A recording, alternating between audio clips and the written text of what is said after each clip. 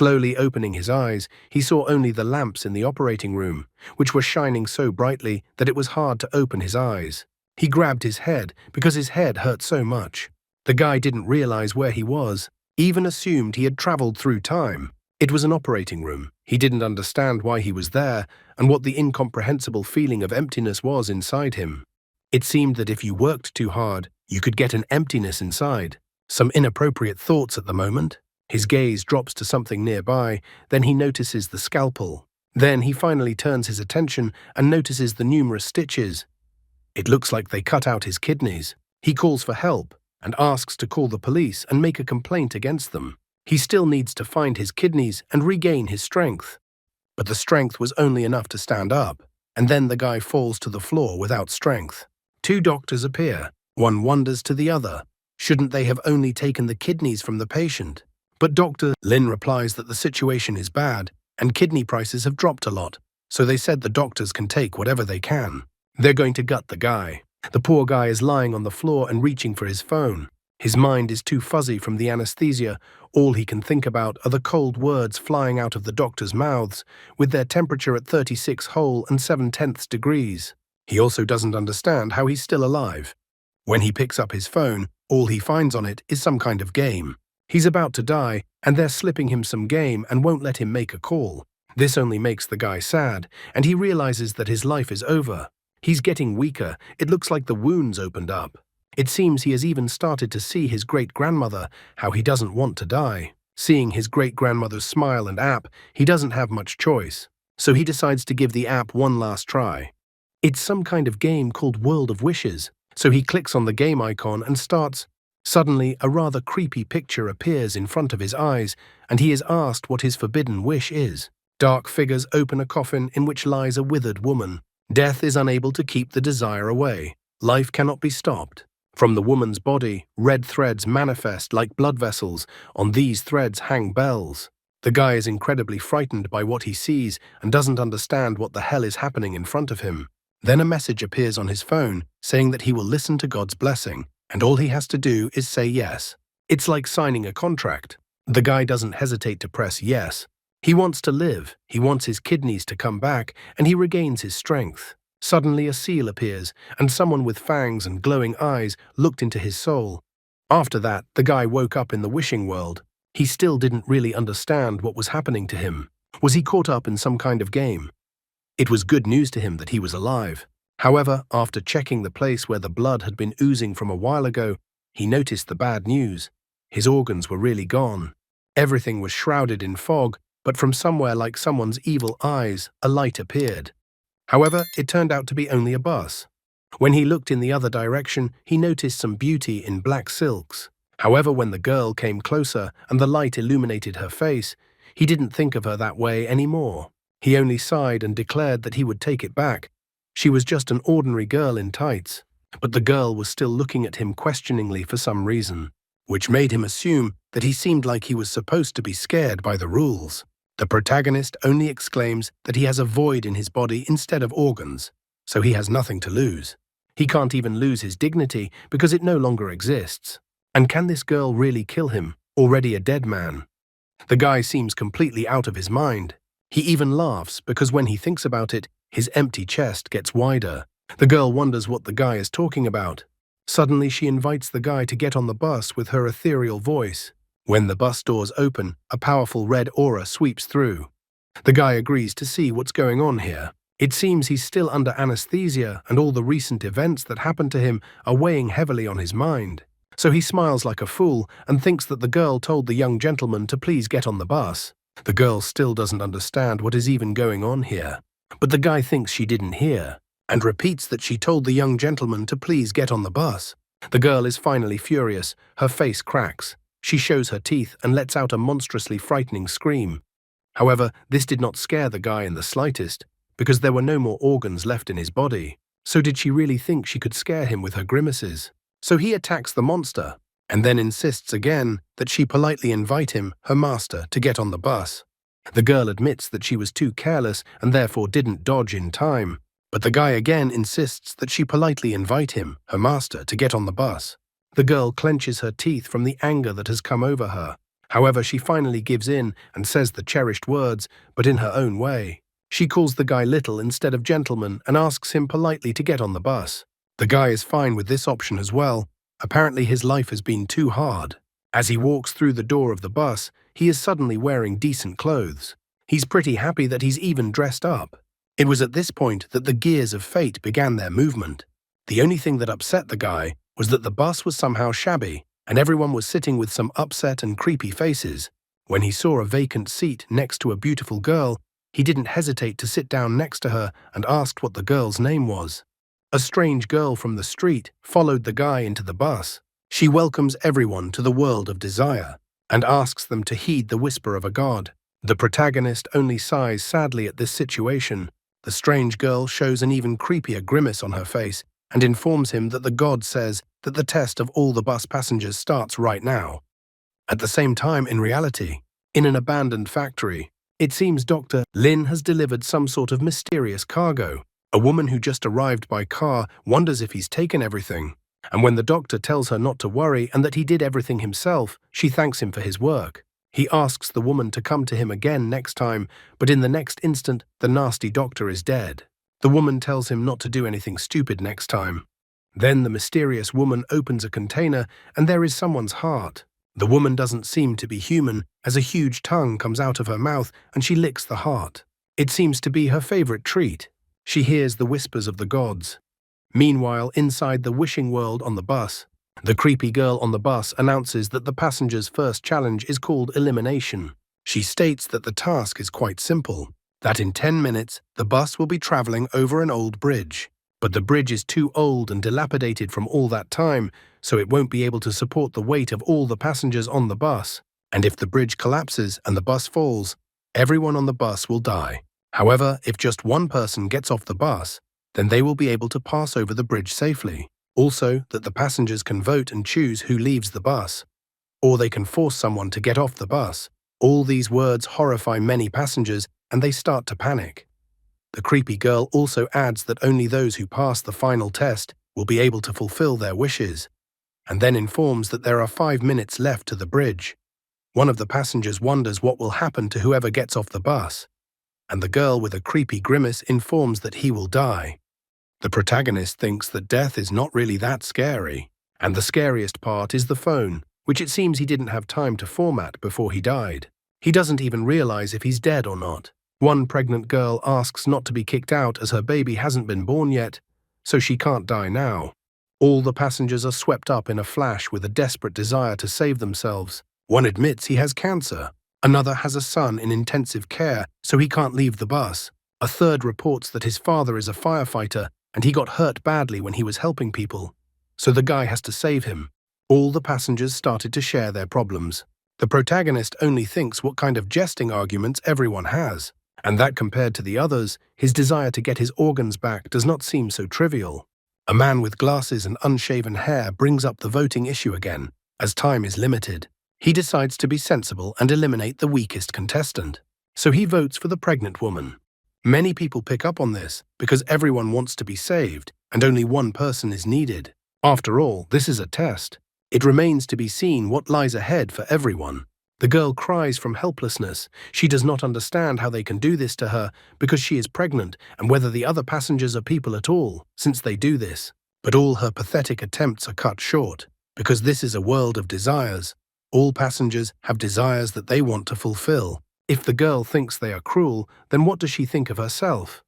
After all, she gets to use her pregnancy to morally blackmail the other passengers, forcing others to die in her place. Isn't she cruel then too? The girl just cries in helplessness. The others are like a pack of street dogs, pouncing on the girl and supporting the decision to throw her off the bus. The girl begs not to be thrown out, but the others have already taken her under their arms and are trying to throw her off the bus. The creepy girl asks the others to decide faster, as they are almost there. However, the whole creepy smile thing doesn't really endear the guy to her. After all, the creepy girl looks like she's practically achieved her goal. He thinks it's some kind of devious plan, but the girl is already being thrown off the bus. However, at the last moment, the protagonist manages to grab the girl's hand and pulls her back onto the bus. He wonders if they shouldn't vote first, and that he hasn't actually voted yet. The others only informed him that his vote didn't matter since it was a general decision. Or maybe the guy just wanted to die instead of the girl and get off the bus himself. But the guy just boringly informs the others that they were wrong all along. Well, the guy needs to explain to everyone so they understand.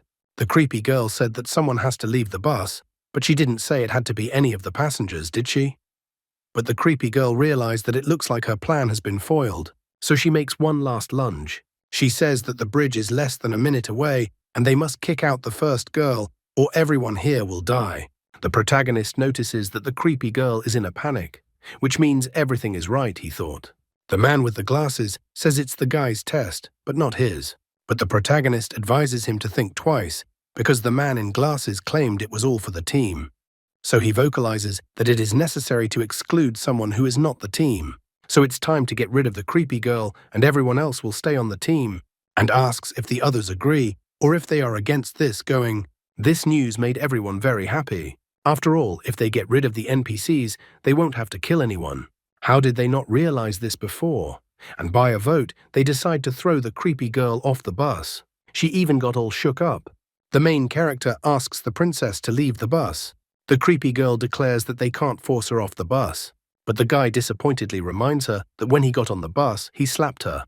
But the creepy girl didn't do anything to him for that prank. It turns out, if he assumed correctly, the reason is because of the rules of the game. Creepy girl can't seem to hurt the passengers. She is infuriated by the guy's words. She thinks he's insolent and tries to pounce on him.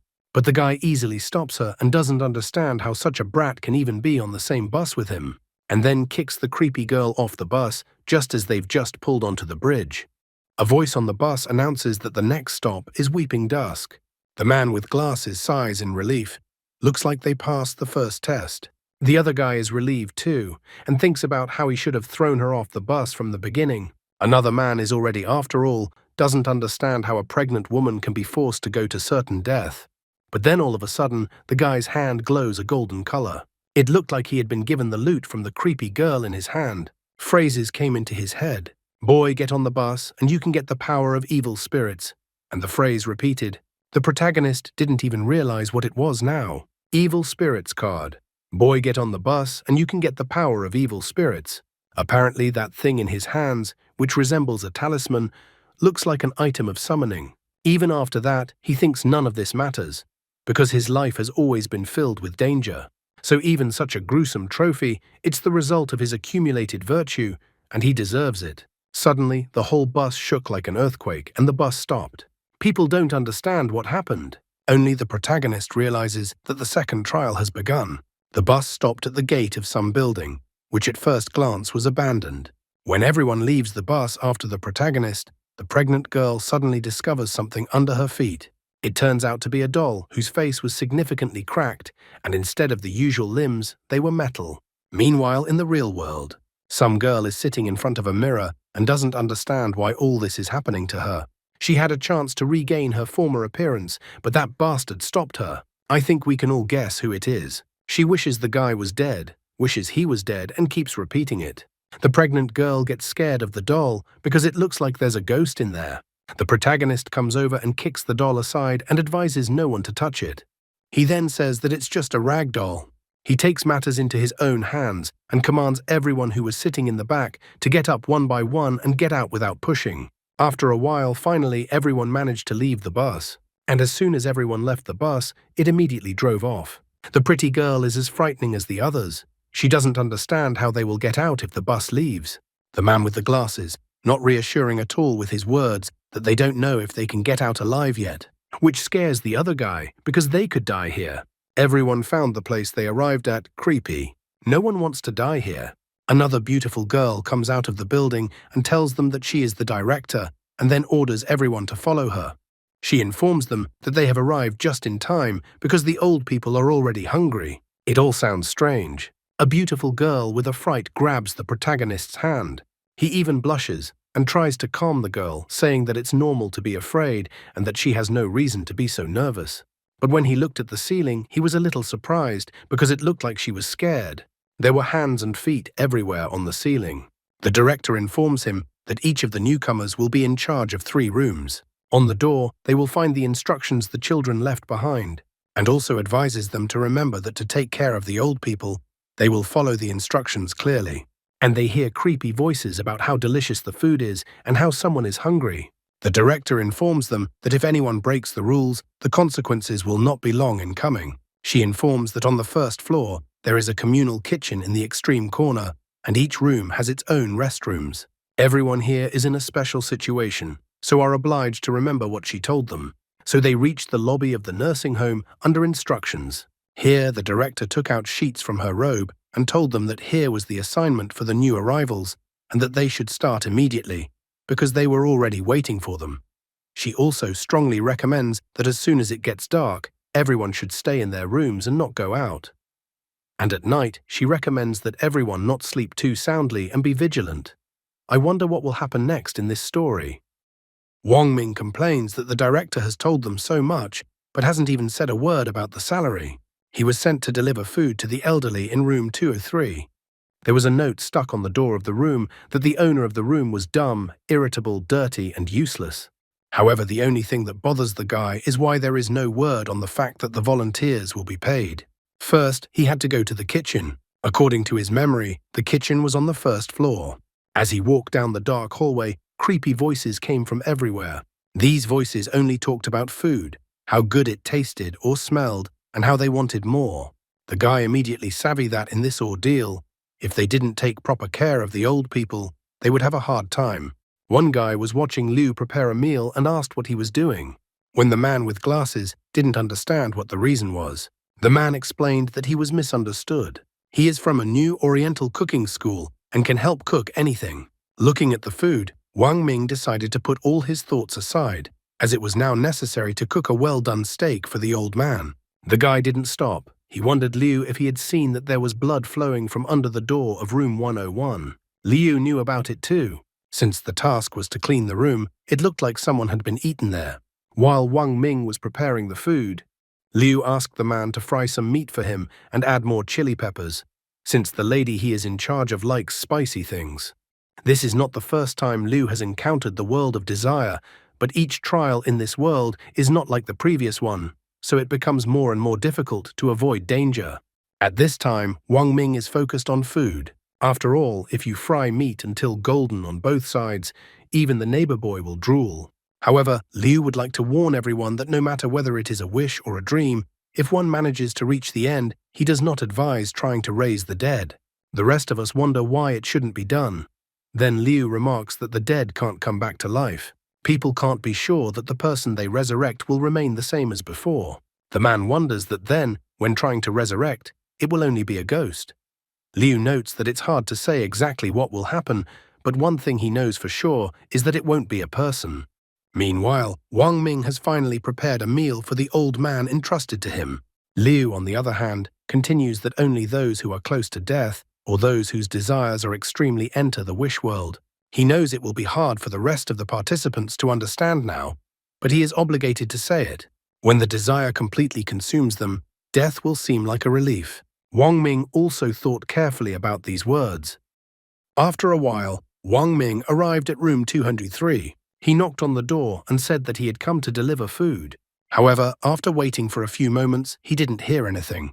He then loudly announced that since no one was answering the door, he would come in himself. When he opened the door, he found himself in a rather gloomy room with a bed near the window. On the bed sat a completely withered old man. As soon as Wang Ming put the plate of food on the chair, the old man seemed to come to life and got up from the bed.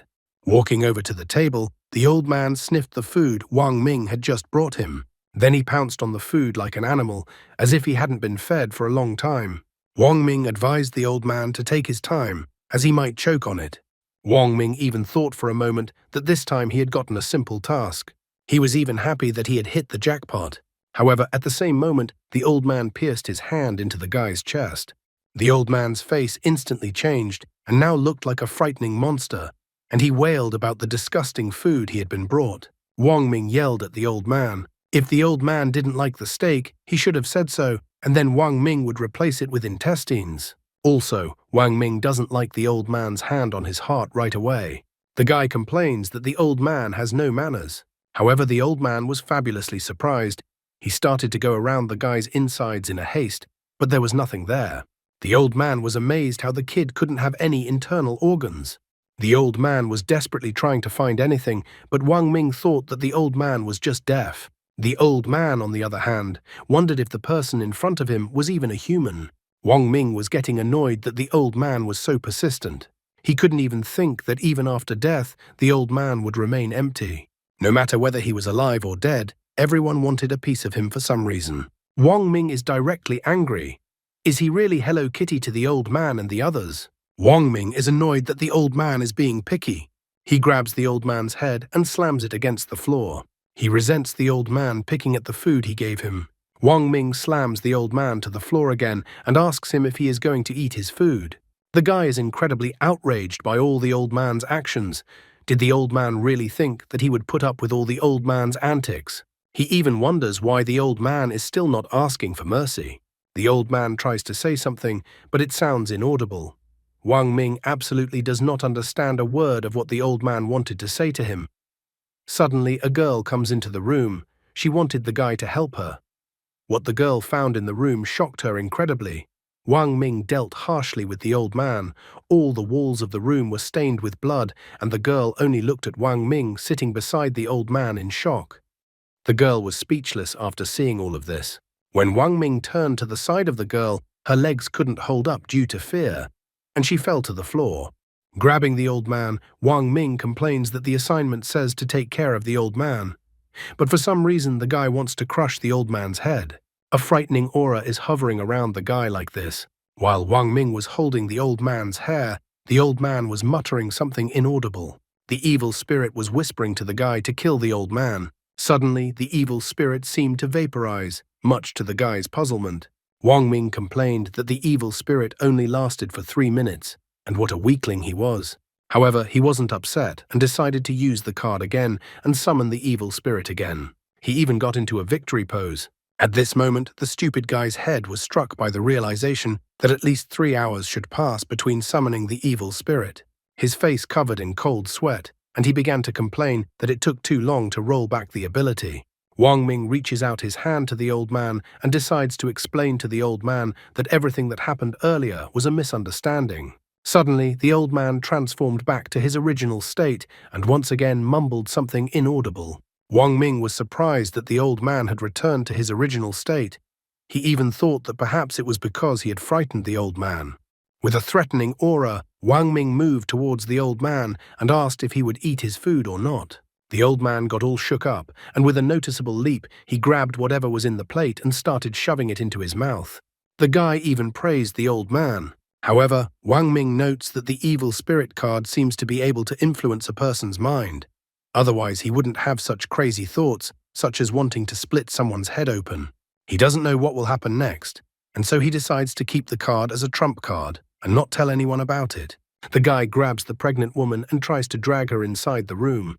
Suddenly, the girl opens her eyes, and the first thing that greets her is Wang Ming's face behind her back. Wang Ming tries to pull the pregnant woman into the room, but the woman is terrified and asks for someone to help her. However, Wang Ming covers her mouth with her hand and asks her not to be afraid and to listen to him carefully. Wang Ming tells her a great story and confesses that he is actually from the government. He reminds her that some things are better kept secret. Still gagging her, he informs the woman that he is a good man, so he is counting on the woman's silence. The pregnant woman has figured it all out and informs him that she won't say anything to anyone. As it happens, goodness is repaid with goodness, so the guy wonders if the woman needs help. The woman begs the guy to help. She agrees to do anything the guy asks as long as he helps her. Wang Ming isn't that risky. He remembers that this place is pretty dangerous and he can't use the evil spirits card right now, so he needs to be careful.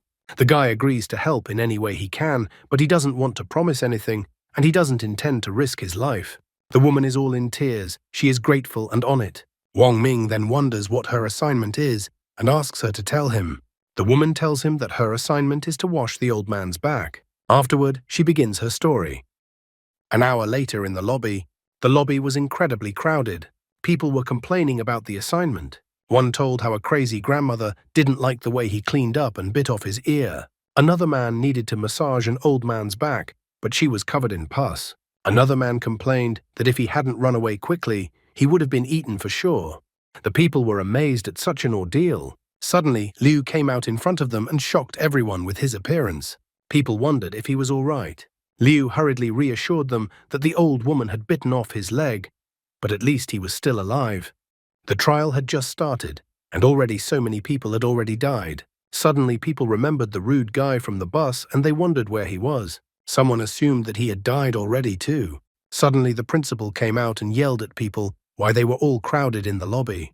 There was blood all over her clothes and she was wiping the blood off her face.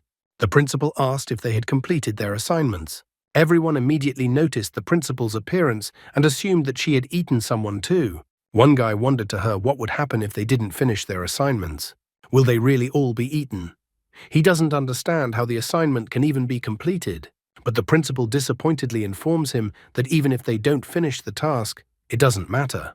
Licking her lips, the woman informs him that the volunteers are so-so workers, but their taste is definitely excellent. People are shocked. How can a person say such a thing? The director didn't look like a human being at all. Suddenly, Wang Ming and the pregnant woman caught the principal's attention. She wondered what they were up to. The guy sarcastically notes in his thoughts that they are gathering information, but certainly not admiring the principal. Out loud, however, the guy starts sucking up to the principal. He says that he only came to see the principal. Wang Ming notes that the beauty of the principal had them so enamored that they couldn't move. But now everything is fine. The pregnant woman was surprised because it seems the guy was really from the government, so he wasn't picky at all. The director is happy to hear that. She notices that the guy has a tongue. The director says that she is only here to remind her that if anyone fails to do their assignments or gets complaints, she will have to act according to the rules. It was still 2 hours until dark, so the principal recommended that those who hadn't completed their assignments yet should hurry up and not keep the old people waiting. After that, the principal leaned over to Wang Ming's ear and informed him that she would find him tonight. Wang Ming is upset by this turn of events. He didn't mean what he said, and the principal believed his words. He even wonders if he set off some mechanisms with his speech. He doesn't want to be the rider of an evil spirit. When the director left, many people rushed to the guy. They asked him that since he wasn't hurt, he had completed his task. Wang Ming just waved him off, saying that he was just lucky. Other people were surprised by his luck. They thought that the guy had accomplished his task quite easily. Everyone wondered if the guy had noticed any game mechanisms that made it easier to get through, and if so, they asked to share that information. Liu, as always, is at the forefront here. He reminds them that at the end of the day, they are all human and should help each other out.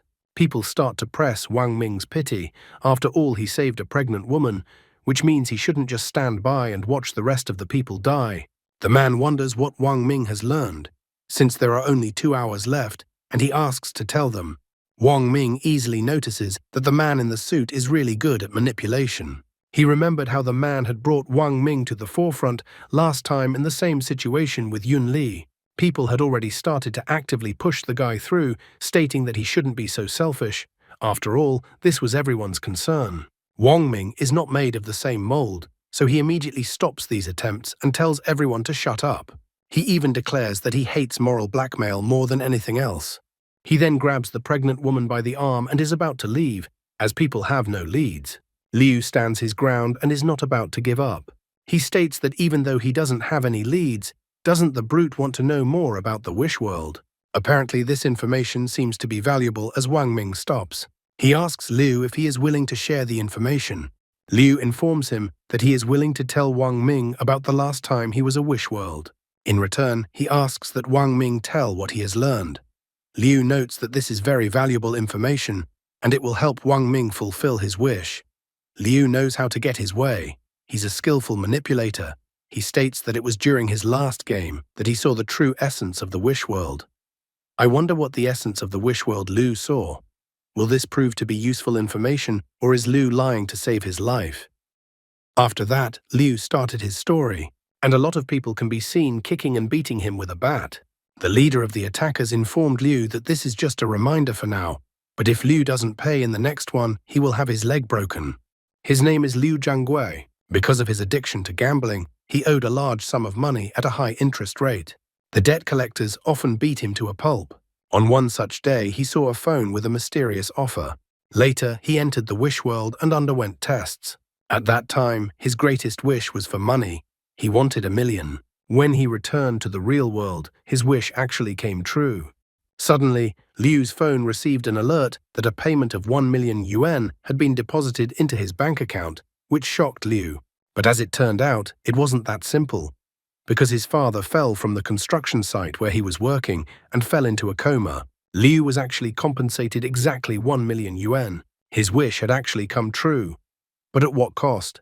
The price for the fulfillment of his wish was his father. Liu even reports that his father is still lying in the hospital.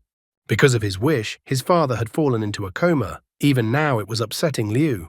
From this story, Wang Ming emphasized the main point. Apparently, the wish is not just magically granted, but realized in some reasonable way. Wang Ming's wish is to get his organs back. This could also mean that he might get rotten organs. Also, some kind of accident could happen, and it would take the organs away from the person to whom they were transplanted. Wang Ming concludes that in granting his wish, he must try to avoid dire consequences. Liu desperately asks Wang Ming for help. Each of the people who arrived are responsible for 3 wards. Liu lost his leg back in the first one, that's why he is asking for help. Wang Ming doesn't think that just beating up an old man, like in his case, will work. If he tells Liu about this method, it will only lead to Liu's death. Wang Ming eventually admits that, as he said, he really didn't learn anything about this game. Wang Ming grabs the pregnant woman by the hand, wishes everyone good luck, and leaves. Liu tries desperately to cling to his life, but he can't catch up to the guy. Wang Ming decides that the best option is to return to the ward, interrogate the old man, and try to get some clues. I wonder what clues Wang Ming will get, and if he will return Liu's debt, or if Liu will be eaten by then. Back in the room, they find the old man hiding behind his bed. The pregnant woman asks the guy why he didn't help the others, since he's from the government. Wang Ming notices that all these people ruthlessly wanted to throw the woman off the bus, and she stood up for such people. The guy doesn't understand how the life of people from the government is different from that of ordinary people. Besides, he's just pretending. That's the lie. Touching her belly, the woman admits that if she really had to choose who would leave the bus, she would probably make the same choice as the other people on the bus. She understands other people because at the end of the day, she too has a wish that must come true. The woman says that her husband was a firefighter, but he recently died on a rescue mission. All they have is this baby, which serves as a reminder of her husband.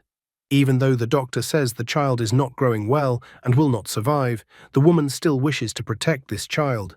She naively assumes that as long as she can handle the ordeal, then everything will be fine. Wang Ming did not bother to dissuade her from this. He did not expect the child to turn out to be the son of a hero. Wang Ming asks the old man to come over to him as he wanted to ask something from the old man. The old man was scared that something was about to happen to him again. However, Wang Ming just put down the sheet and asked the old man to calmly confess why he was resisting. The guy was also curious as to why the old man attacked him. All he wanted was for the old man to write it all down on the sheet, which he held out to the old man. The old man immediately wrote down on the sheet that he didn't like fried meat. Looking at the piece of paper with what was written on it, Wang Ming recalls that the principal said that the information on the room doors was left by their children. The old man, on the other hand, reported that he didn't like fried meat on the contrary. Wang Ming got angry because it seems like it was all a trap. The woman still can't understand what's going on. The guy immediately admits that he found a clue, but he can't be sure it will work. The woman is happy with this information as well. She decides to use this clue because if it wasn't for Wang Ming, she would have died long ago. Then the guy tells her that the information left on the door is wrong. If you do the opposite, you can avoid danger. The woman is grateful and decides to try to do it. As the woman left, Wang Ming pondered a wish. If what Liu Jiangui said was true, then it was not a fact that the woman's child would survive. And if the child survives, but it is unknown if the child will be healthy. He decides to think about what to do at night. Wang Ming thinks the principal is attractive, but after all, she is not a human. So he has doubts.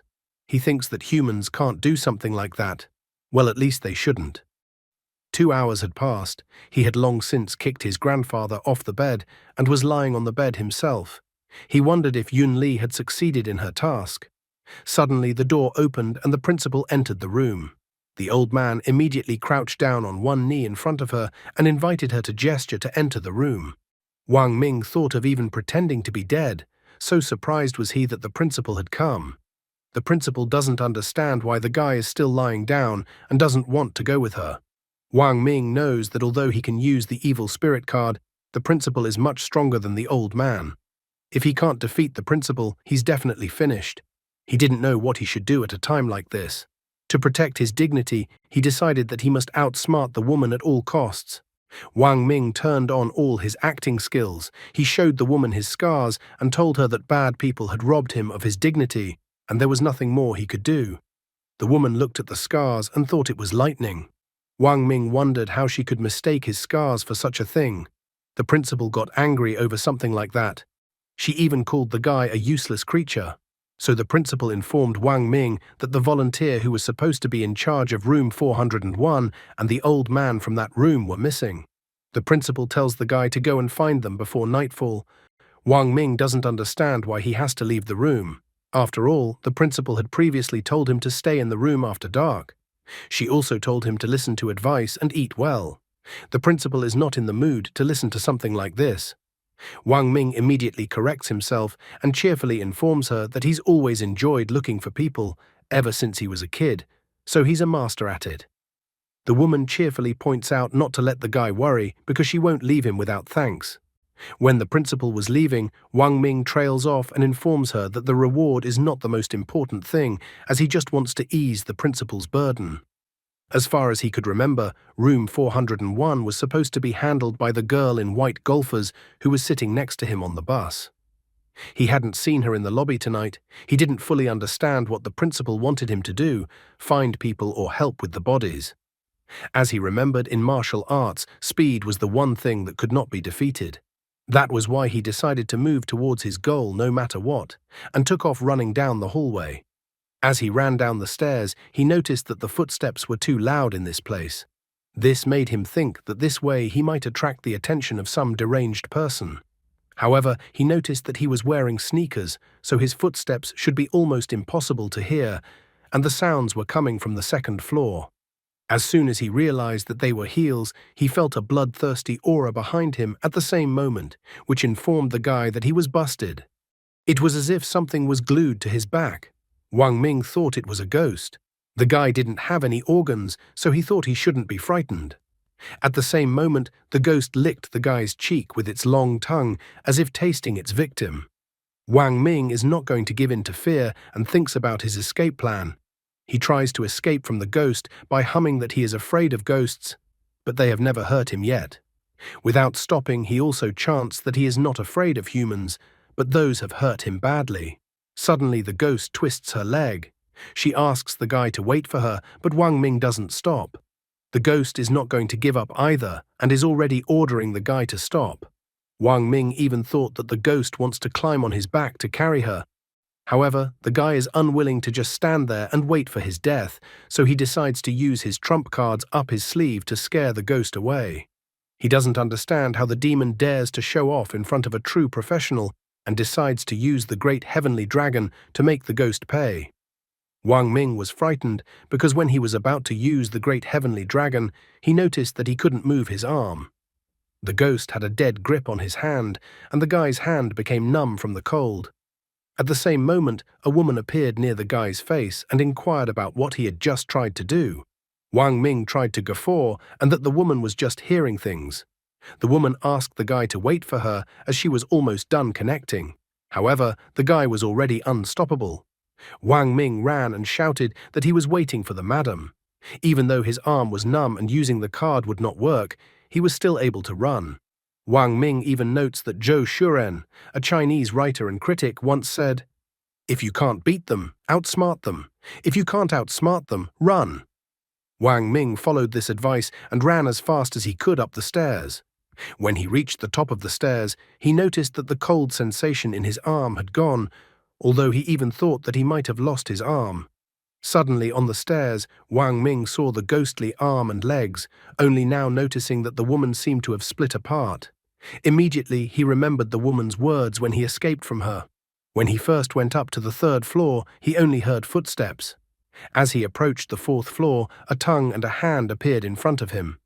The puzzle was now put together. The ghost's body parts were scattered around the hallway, and she was picking them up piece by piece. The woman asked the guy to wait for her to put all the pieces together, which meant that once she did, the guy was finished. He had been so scared because of that ghost, and now he was all excited to see what would happen next. Walking through the fourth floor, he was greatly surprised that there was no blood anywhere. It seemed to the guy that everything was much better on the fourth floor than on the second floor. Finally, he got to the door he needed, room number 401. The door said that his father has Alzheimer's and likes to play hide and seek. Father always hides behind the curtains. If someone starts playing with father, father never gets tired of it. The note said that playing hide and seek with father is dangerous, so his family doesn't allow it. Wang Ming was surprised to learn about hide and seek. Considering what he had learned from the old man, the information from the note on the door should be taken exactly the opposite. So in order to complete the task in chamber 401, it was necessary to play hide and seek with the old man. Opening slowly, he inquired if there was anyone in the room, but there was silence in response. Looking at the window, Wang Ming immediately noticed that according to the note, the old man was hiding behind the curtains, but there were no curtains on the window, so he didn't realize where he should look for the old man. Suddenly, Wang Ming heard a noise, so he looked out into the hallway to see what was going on. He saw the girl he was supposed to save running straight towards him and asking for help. The girl ran up out of fear and hugged the guy. Wang Ming wondered from the girl what happened and where the old man the girl was responsible for had gone. The girl was already crying because the old man decided to play hide and seek with her, but the instructions on the door said that playing hide and seek with the old man is very dangerous. Wang Ming can't figure out what's wrong. In fact, playing hide and seek with the old man is the solution to the task, so he doesn't understand why the girl was so scared. Wang Ming has a lot of thoughts on his mind, because maybe his guess was wrong and Yun Li is already dead. Wang Ming asks the girl what happened in detail. A few hours ago, the girl fearfully asked the old man if he had hidden himself well. It turned out that the old man hid behind a curtain and the girl could easily find him. When the girl found the old man wanted to play hide and seek again. When she found the old man the second time, he was still hiding behind the curtain. There were already 2 pairs of feet behind the curtain. Wang Ming did not understand what she meant. Then the girl reports that the third time there were already 3 people behind the curtain. With every game, another person appeared behind the curtain, and now there was no space left behind the curtain. A large number of old men were standing behind the curtain in a row. The girl is too scared, she even suggests to Wang Ming that she will become his girlfriend. Since he came here and found her, she thinks he likes her. She hysterically remarks that since she has become his girlfriend, the guy can't ignore her. However, Wang Ming stops the girl and informs her that he only came here on the principal's assignment. He didn't intend to be a hero at all and save the young maiden in distress. The guy decides to check what is going on behind the curtain and asks the girl to be more attentive. The girl immediately lets go of the guy's hand. She selfishly declares that Wang Ming is her boyfriend and is obligated to save her, even if it means dying, and then pushes the guy into the room. The guy didn't expect such a setup from the girl at all. As she runs away, the girl apologizes to the guy. She didn't mean to hurt the guy, and she just doesn't want to die. Wang Ming sadly pointed out that even a pregnant woman wasn't afraid to complete the task, and this woman just wants the guy to pass the test for her. Pulling out the card, the guy complains that women only slow down the speed of snatching weapons. Deciding not to procrastinate any longer, he walked over to the window and opened the curtains. Behind the curtains were some hippo-like men in suits. The owner of the chamber happily announced that the guy had found him. Wang Ming was surprised at what happened, as this hippo must have eaten a lot of souls. The hippo informs that it's his turn to look for the guy, but Wang Ming doesn't agree to play this game with him. Then the hippo immediately starts counting down from 3 to 1 and reports that he has found the guy. Wang Ming was very angry and wasn't going to give up so easily. He immediately uses the evil spirit armor to confront the hippo. Wang Ming thinks that he will be able to deal with 10 hippos at once. As soon as the hippo announces that it has found the guy, Wang Ming immediately slams the hippo's face into the floor. The other hippos were not left out and kept shouting that they had found the guy. Wang Ming also refused to give up and confronted the hippos. One of the hippos managed to sneak up behind the guy and impaled him with his hand. This made Wang Ming even more angry, as he hated getting his body pierced the most. The guy thinks that because the hippo made such a hole in his body, then the hippo deserves to die. The hippos kept shouting out how they found the guy in a game of hide and seek. After a while, all the hippos were already lying at the guy's feet, and he was trying to catch his breath. It had been a whole 3 minutes of battle, although he thought that 3 minutes wasn't long for a real man, but at least he managed to get rid of all the hippos before the card's time expired. At the same moment, something strange happened. Some kind of red aura went into the hippos' mouths. And then all the hippos he had previously defeated rose up again, and it was as if the battle had never happened. Wang Ming complained that it was so unfair and unfair, he even wanted to file a complaint against the game through the admins. While under the gazes of all these hippos, Wang Ming asks that they pay attention to how beautiful the moon is today, and that they don't need to fight. It dawned on the guy in that second that the old man in his chamber had attacked him as the blood moon rose in the sky. The principal advised that after darkness fell, stay in the rooms and don't go out anywhere, and also that the players should not sleep too soundly at night. Wang Ming now realized that the woman had said this on purpose. He realized the danger was the strange glow of the moon. The guy noticed that there were no curtains in the rooms, so if he followed the principal's advice and hid in the rooms, the old men in the rooms would go crazy being under the hypnosis of the blood moon and attack the players. Only now the guy realized that the principal didn't care about the fate of people at all, and she just wanted to feed all the players to the old men. He wasn't going to just sit there and give up like that, obeying the principal's words. Wang Ming slipped past all the behemoths and rushed straight to the window, trying to close the curtains. As soon as he did so, all the hippos began to dissolve one by one. The curtains were closed, and the old man was no longer under the influence of the blood moon, so all the copies dissolved, leaving behind only puddles on the floor. Finally, the original old man appeared, who was incredibly happy about this outcome. Wang Ming walks up to him and informs him that it's too late, so he advises the old man to get a good rest and they will play hide and seek again tomorrow. The old man notes that the guy can't lie to him. Wang Ming is glad that he managed to manage this task, so leaving he asks the old man to wait for him in the room. The guy grabs a curtain, sneaks to the stairs and sits there, covering the old man with the curtain. Since he had managed to find the missing old man from room 401, he could now explain everything to the principal. And since the blood moon hadn't disappeared yet, he decides to wait on the stairs for now so that he wouldn't encounter any dangers. Besides, the evil spirit card would only be available to him in 3 hours. That was the reason why he decided to wait on the stairs for a while. Suddenly, Wang Ming saw the girl who had framed him earlier crawling up the stairs. She called the guy scum, because he is her boyfriend and is obligated to save her. A ghostly hand grabbed the girl's head, and the girl continued to sob with fright. Looking at the bloody trail that was left by the girl, Wang Ming notes that he might have helped the girl, but right now he couldn't use his card, so there was nothing he could do about it. Besides, it was the girl's own fault for deciding to run away alone. 3 hours later, he could finally use the evil spirit card again. Only then did he get up from his seat and look at what was left of the girl. He had to rely only on his luck. After a while, he returned to his original room 203. Upon entering the room, he noticed that the elderly people in this nursing home were becoming insane under the influence of the blood moon. But that old man he had beaten up earlier was fine. Wang Ming was very tired, so he immediately lay down on the bed. He has the old man right that he wants to eat tomorrow. He even assures that it's all for the old man's good, so that things won't happen like their original meeting. The old man blinked and started writing down what was needed.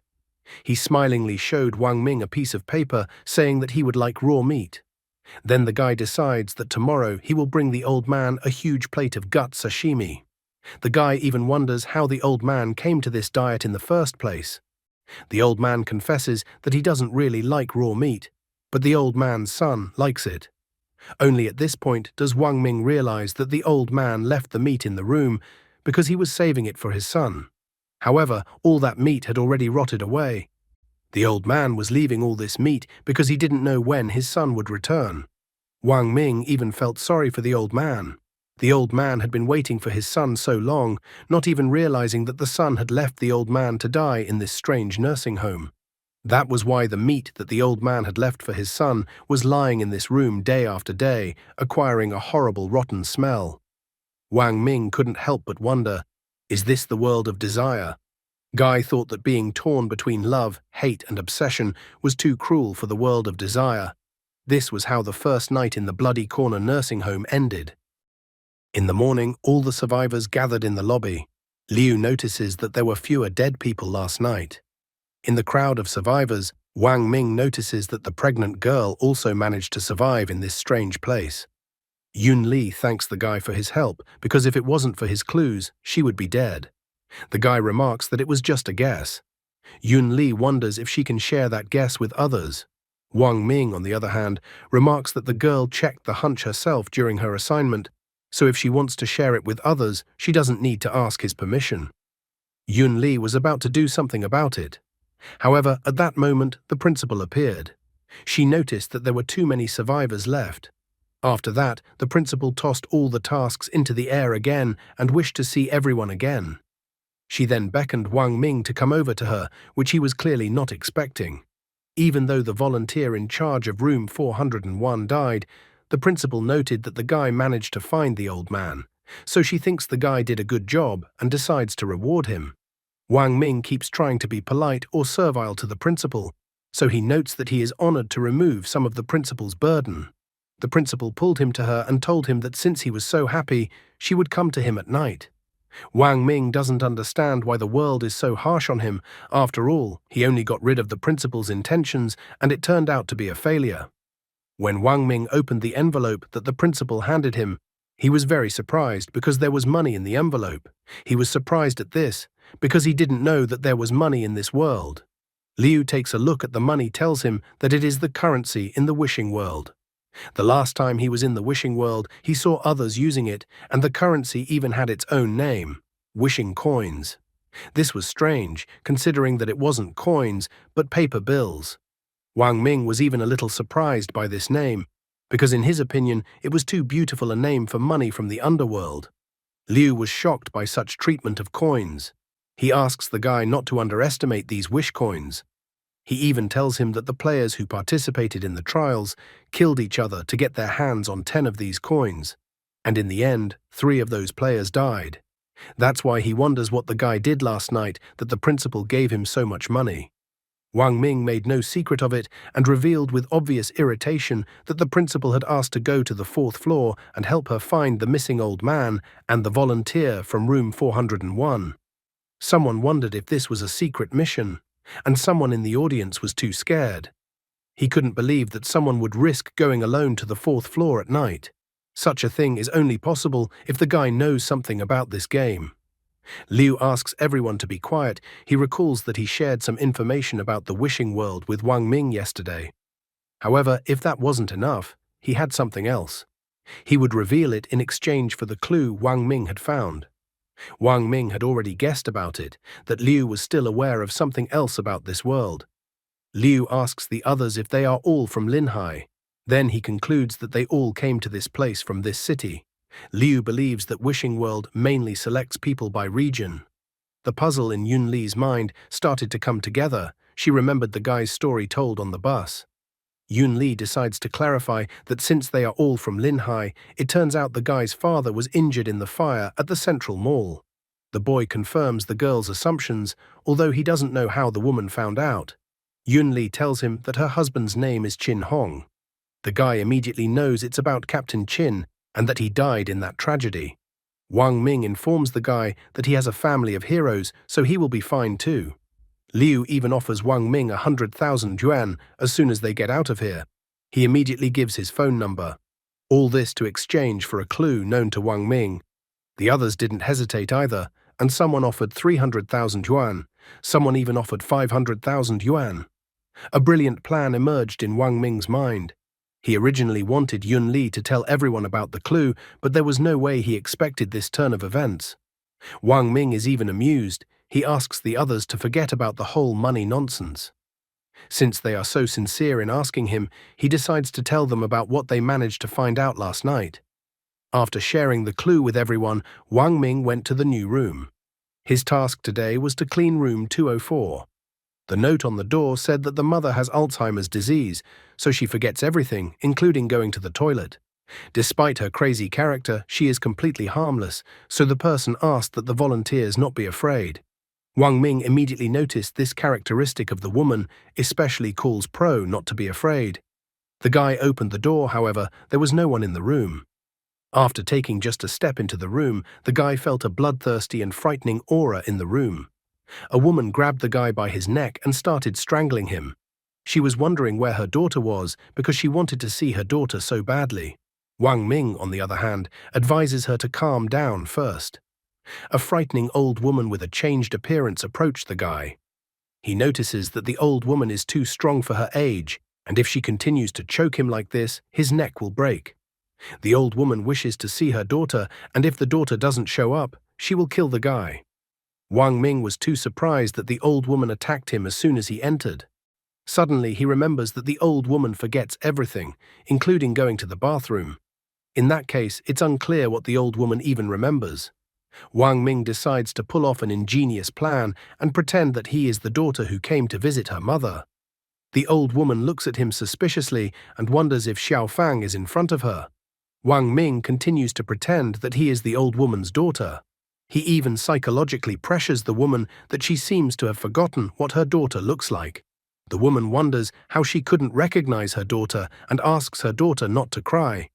These words made the woman return to her human form. She looked at her daughter's chest, and it seemed to her that it used to be very different there. The new daughter points out that it's okay to do that now. Not only does the daughter wear beautiful clothes, it also symbolizes world peace. Men who pay attention to this are definitely perverts. The daughter asks her mom to come inside for starters and then wonders why her mom was so fierce with her. Also, the daughter was offended that her mother reacted to her like that. The woman's face was covered in cold sweat, and she admitted that she thought it was the helpers from the hospital and not her daughter. Wang Ming immediately realized that the woman was talking about the trial participants, who were the helpers. The daughter tries to dissuade her mother that there is nothing wrong with the helpers and that they are quite good people. However, at the same moment, the woman's face changed dramatically again, and she declared that her daughter had been deceived. The daughter does not realize in what way she has been deceived. The old woman admits that the hospital aides regularly beat people up, and they don't feed her at all. And also the woman notices that the facility injects something into some old people, after which the old people die. Wang Ming is trying to get to the bottom of the problem. Based on the woman's words, the elderly believe that volunteers are the danger. It was quite valuable information. Mum asks her daughter to take her home. The woman even promises not to pee her pants anymore. The daughter promises to take her mother home as soon as she is done here. First, the daughter needed to clean up the room. This made the woman smile, for she knew her daughter was so understanding.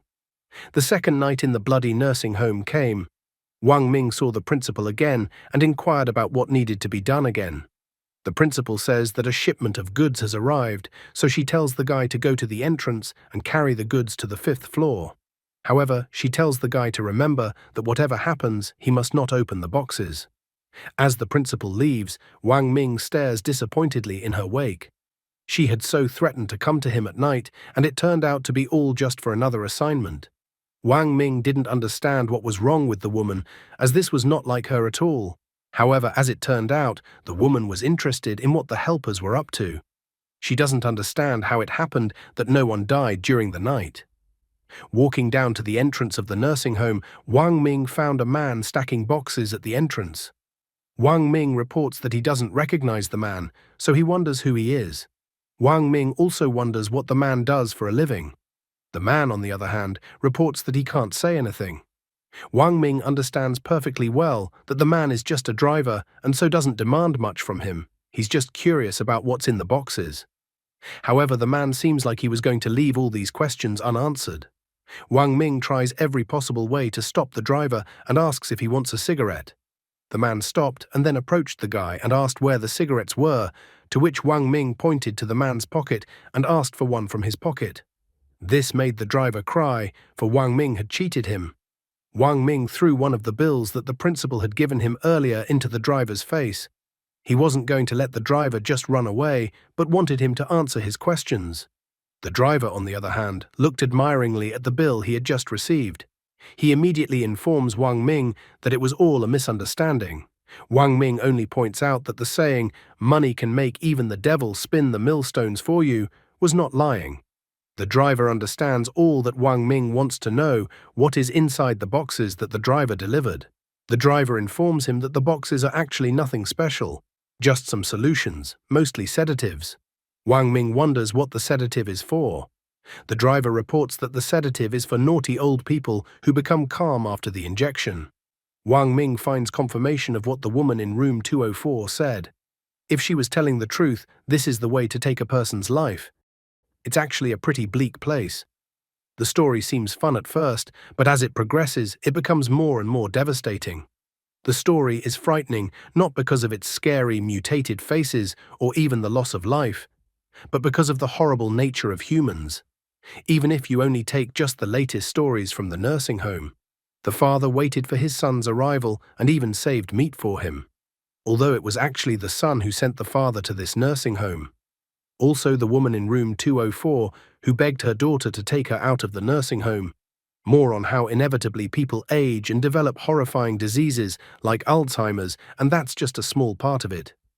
What do you think of this story? What do you think happens next in this story? The guy notices that at such a dangerous time, the principal has asked him to pick up the boxes. He even assumes that the woman wants them to do all the dirty work. The driver wonders if the guy is new, since he hasn't seen him before. He is surprised that a guy comes to a place like this at night to pick up goods. The driver wonders if the guy is afraid of running into that dangerous thing. Wang Ming asks him what the thing in question is. After recalling the horrors that happened because of that dangerous thing, the driver notices that he is talking too much. And after all, this is classified information. However, at that moment, green bills appear in front of the driver's face. Wang Ming notes that he didn't hear what the man said and asks him to repeat it. Tears start pouring from the driver's eyes, and he immediately changes his mind. The driver notices that he said that even though the information is secret, he and the guy are buddies, so the driver will tell everything he knows. Once upon a time, there was a little girl who lived in a nursing home and was very caring. To earn money and take care of her sick mother, she did not hesitate to give up a bright future, choosing to work in the nursing home as an assistant. At first, everything was going well, but suddenly one day, her mother suddenly disappeared. When she was found, her body was mutilated and dumped in the trash cans in the hallway. There were gruesome footprints on every floor of the staircase. The girl had lost her mind and fallen from the roof. Wang Ming listens to the story and notes that the ghost in the hallway he encountered seems to be the girl's mother. He wonders what happened next and whether the culprit was found. The driver only stated that such things about the case were unknown to him. After that, the driver said that he needed to hurry up and deliver the rest of the goods, so he had to go. Wang Ming did not insist the driver stay any longer. The man decides that he can't just take money from the guy, so he hands him a lighter and a candle. He asks that the guy light this candle as he walks up the stairs, noticing that it warms his heart, because there are still so many good ghosts in the world. Wang Ming then went to take the delivered boxes into the building. He had just escaped from the second floor and luckily didn't run into anyone. However, now, while the blood moon had not yet passed, then going up from the first floor to the fifth floor, he felt that he would most likely meet that mutilated lady. Placing the candle the driver had given him on the box, the guy decided to light it just in case. Picking up the box with the candle on it, he ran at a jog up the stairs. Suddenly he heard someone asking him to wait. The guy was once again overtaken by the ghost.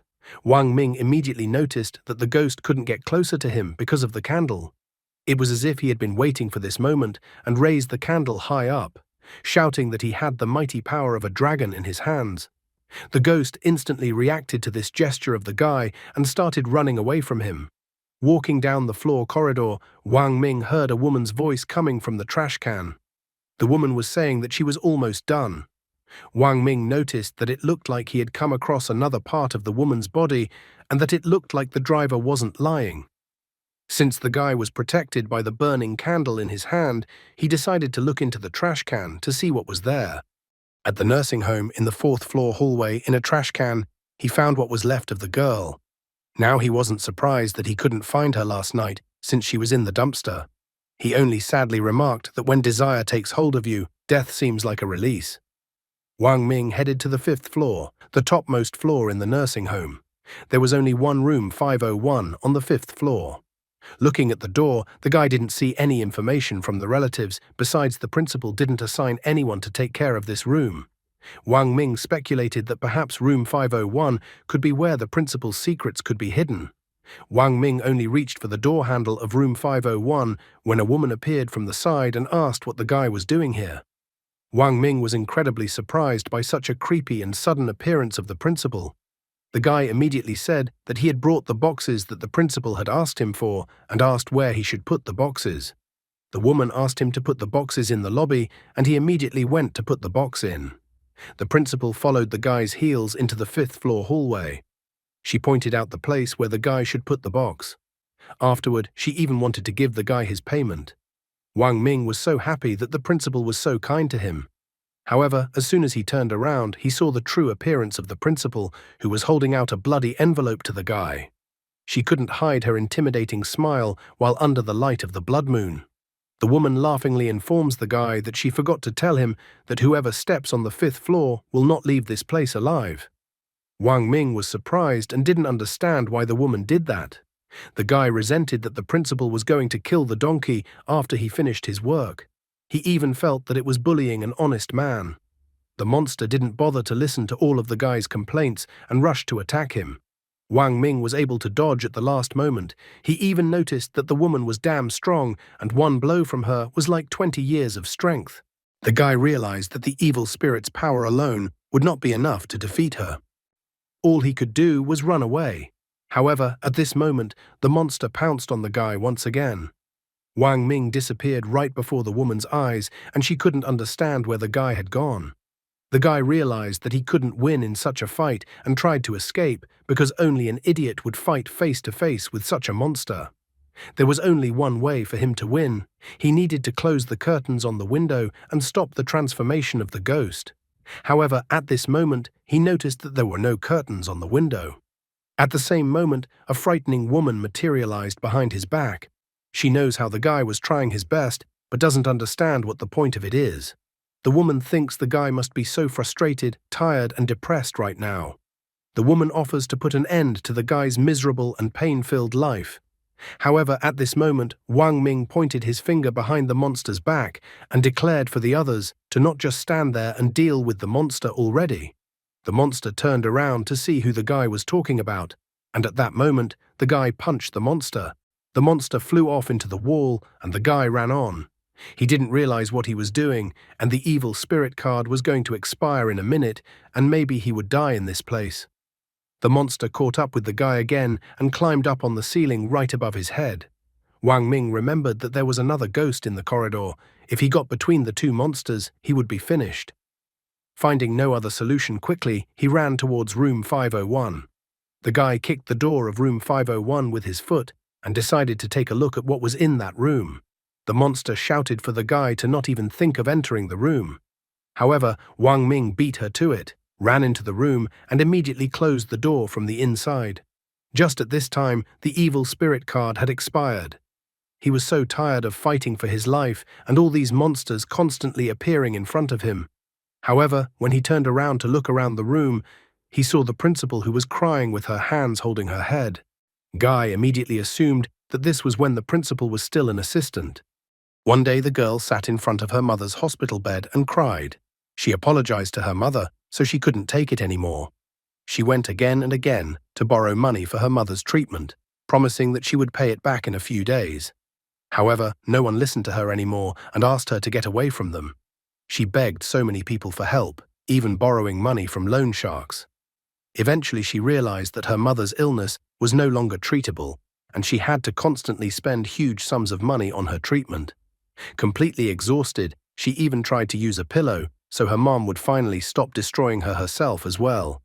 She cried, asking her mother to forgive her for this. Wang Ming saw all of this on the projector that was on, which was showing footage of the principal's life. The guy realized that the girl the driver was talking about was this girl on the projector, and the killer turned out to be herself. The puzzle in his head came together, as it turns out that the ghost in the hallway is the principal's mother. He is surprised that the woman got rid of her mother in such a horrible way that the driver told him about. Wang Ming pondered 100 times and still didn't understand anything. He even thought that perhaps everything strange and unbelievable was the norm in the wishing world. The second night at the Bloody Corner nursing home was so strange. In the morning, everyone reassembled in the first-floor lobby of the nursing home. Liu asked the others not to worry because from his experience, he could tell that the ordeal would be over soon. Yun Li and the others rejoiced as soon as they heard such an assumption. Liu reminded the others that the principal had said that each of them was in charge of 3 rooms. He decided to judge the progress of the task and concluded that their task of caring for the old people was complete. The others were so joyful. One guy was glad that he would finally be able to leave this creepy place. Another guy wondered to Liu if God would be able to fulfill their wishes. Liu remarks that God will fulfill their wish. However, he reminds them that by completing the task, you will realize the wish. But everyone should understand. To hear God, you have to pay a price. Everyone was so enthusiastic after Liu's speech that they would soon leave the wishing world and be able to realize their wishes. Wang Ming still suspected that the mission wouldn't end so easily after the 3rd night. At that moment, the principal appeared with a box in her hands. The guy noticed that the blood moon had receded and the principal had become kind of strange. The principal noticed that none of the players died last night. She announces that she will give everyone one last task. The principal tells them that the nursing home caters to clients, the elderly and their relatives. Therefore, she notices that there will be guests at the nursing home tomorrow morning. Before the guests arrive, she requests that the players inject the old people with a sedative to keep them quiet and docile. The principal again tossed flyers in the air with the room numbers that each of the players would be looking after. She reminded them that once the guest's visit comes to an end tomorrow, then the player's mission will be considered accomplished. The principal remarks that if someone fails in the mission and causes discontent, it will be an unforgivable mistake. At this point, Liu pulls Wang Ming by the sleeve and informs him that he has a matter to attend to. Liu reminds him that there were about 50 people in the first trials, so he asks the guy how he thinks there will be how many people left at the end.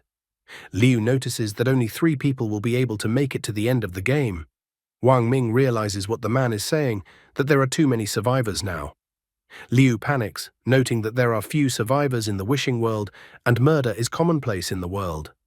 He believes that there are too many people left, so it is simply unrealistic to complete the trial. He realized that tomorrow is not only the end of the trial, but also possibly the end of their lives. Wang Ming decides to also share the information he had. He reveals that the principal asked him to bring a box of medicine last night, so he suspected that there was something wrong with the sedative. Liu only noticed that the principal asked Wang Ming for something again. He even thought that she liked the guy. However, Wang Ming only irritably asks Liu to believe him that the latter would not want to fulfill the principal's whim. Wang Ming also points out that the grandmother he's looking after told him last night that syringes would kill them.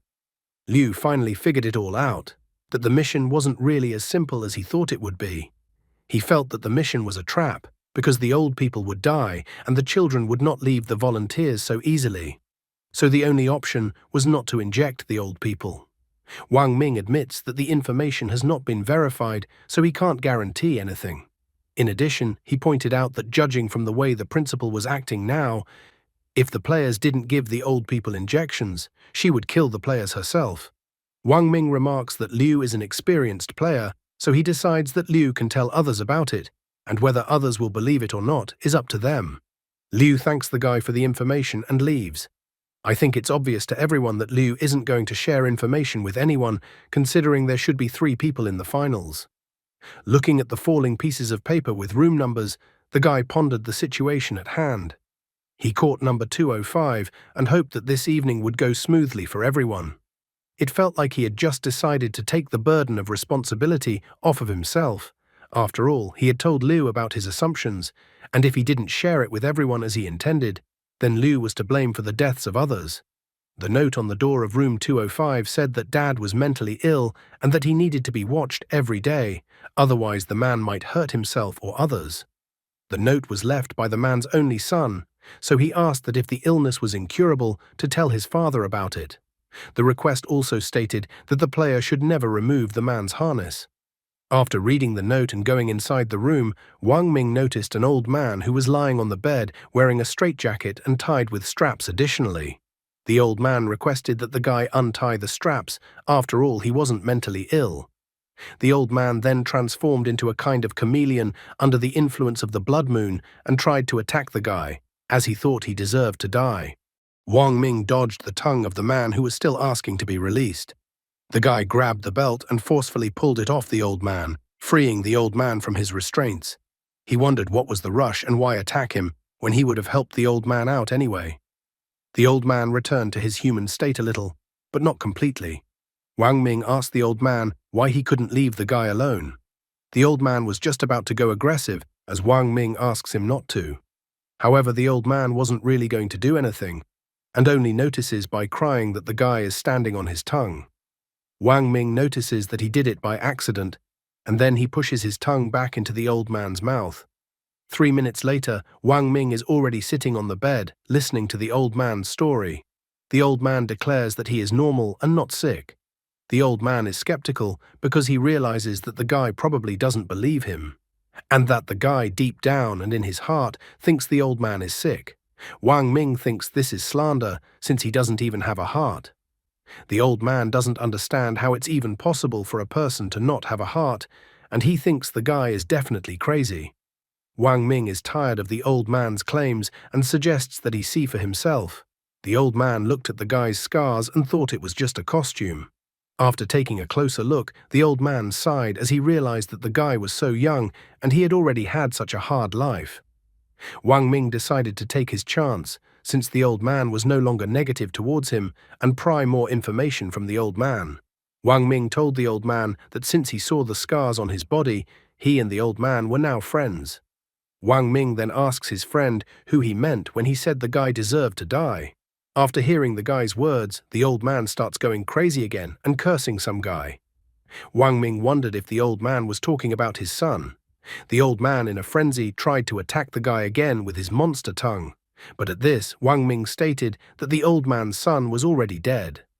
The old man froze and did not continue his attack.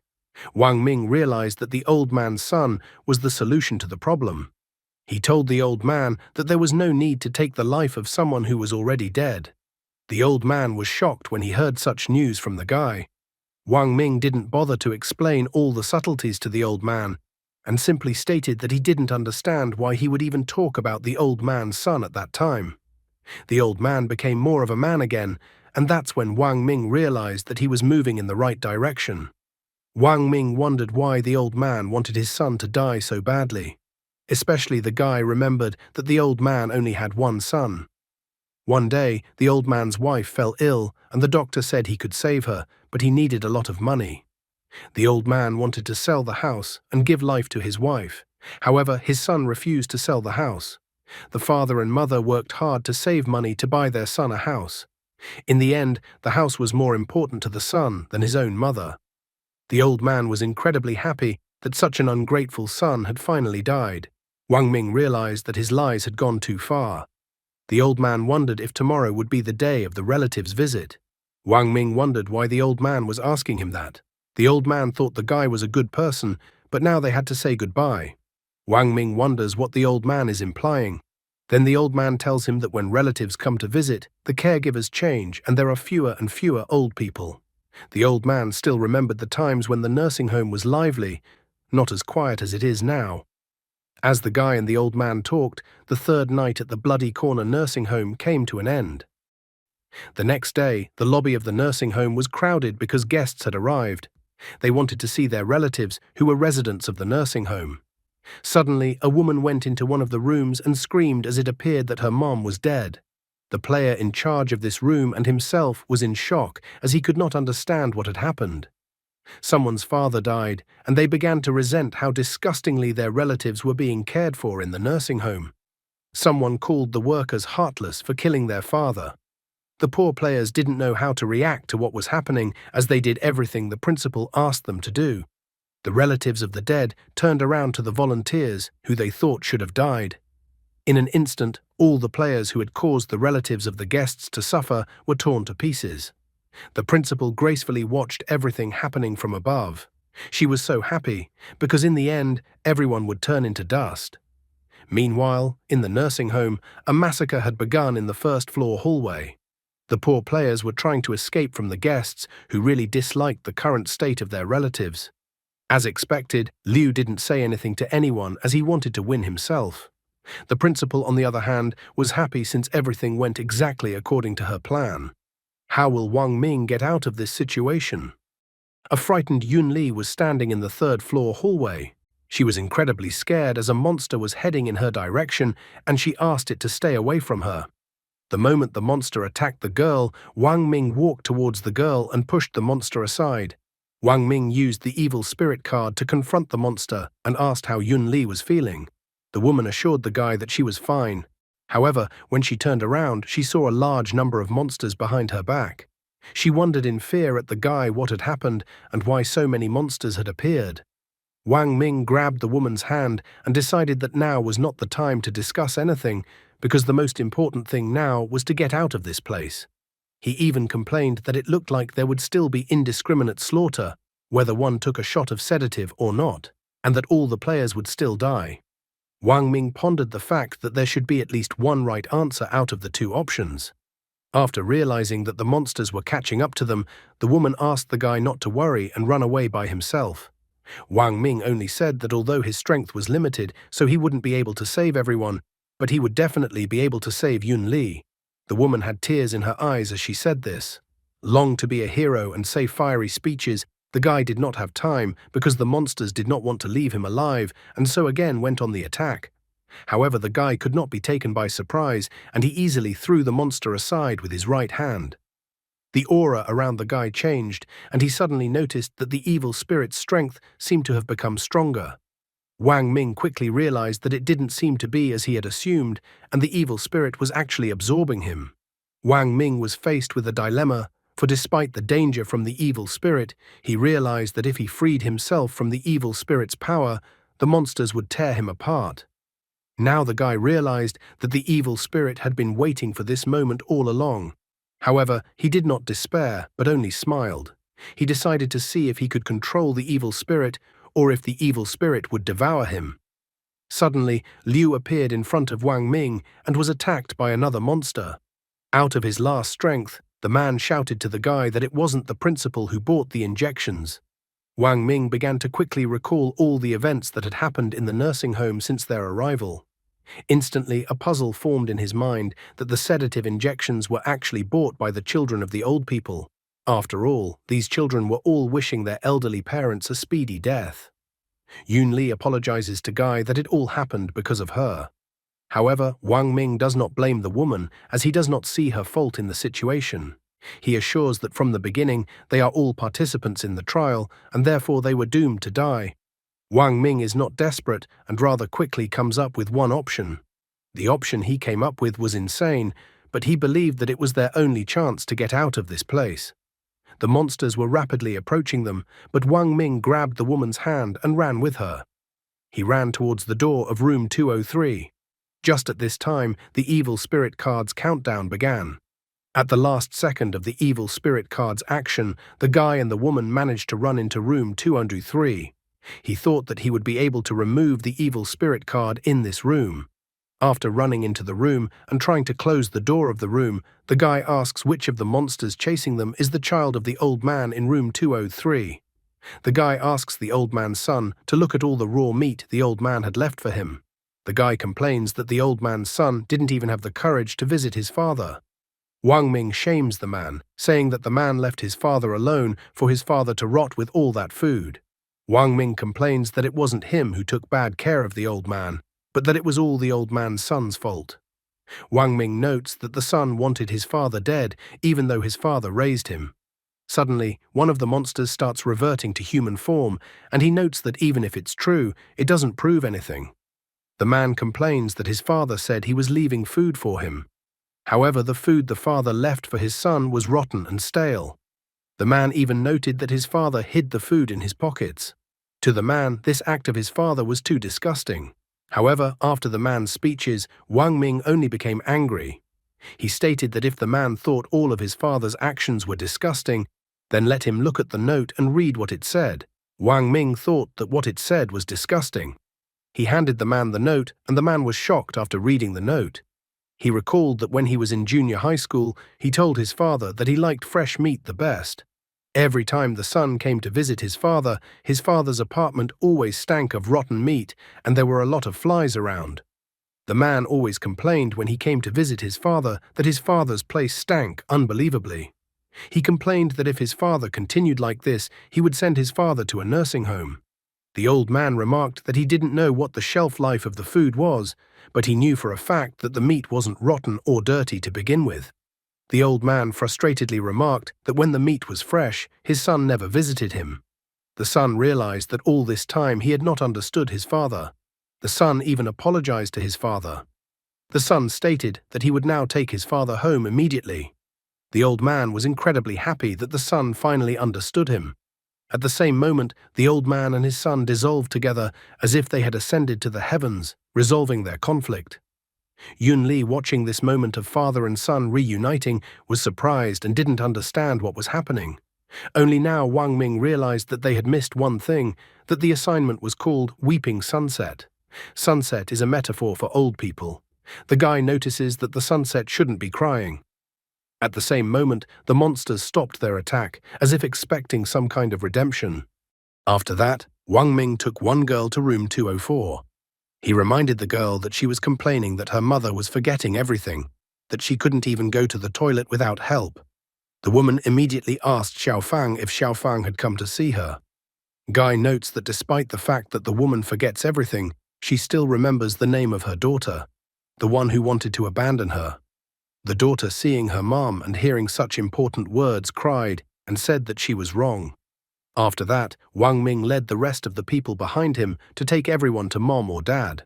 One guy grabbed Wang Ming's hand and remarked that he could see that Wang Ming was trying to push his feelings.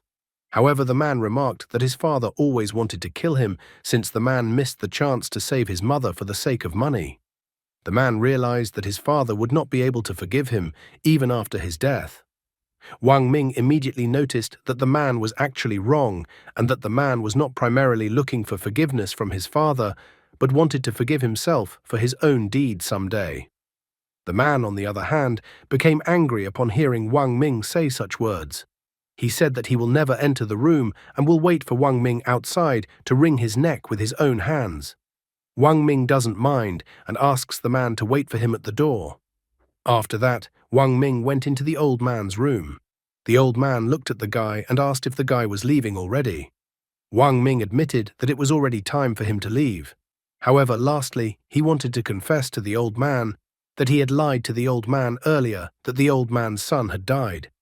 The old man notices that if the guy lied to him, he should have gotten angry. But despite that, the old man didn't want to kill the guy for some reason. However, Wang Ming notices that even though the old man's son didn't die, the son didn't have much time left. The old man wondered what the guy was implying. Wang Ming tells the story that the old man's son is sick and that he needs a heart transplant, but the hospital can't provide the old man's son with a heart. The old man doesn't hesitate for a second and immediately asks if his heart will be suitable for his son. Wang Ming reminds the old man that he wanted to kill his son because the son had abandoned his own mother for the sake of the apartment, and so the old man's wife died. The old man remembered that his wife had actually insisted on refusing treatment, not wanting to burden his son because of her illness. The old man concealed from his wife the fact that he was trying to get his son to sell the house.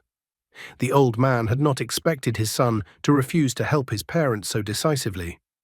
The old man believes that the head doctor will not allow him to leave the nursing home, so he asks that Wang Ming help him and give his heart to the hospital where his son is.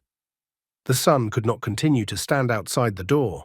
He immediately opened the door and ran into the room. The man immediately sat down on the floor, bowed to his father, and then apologized to him.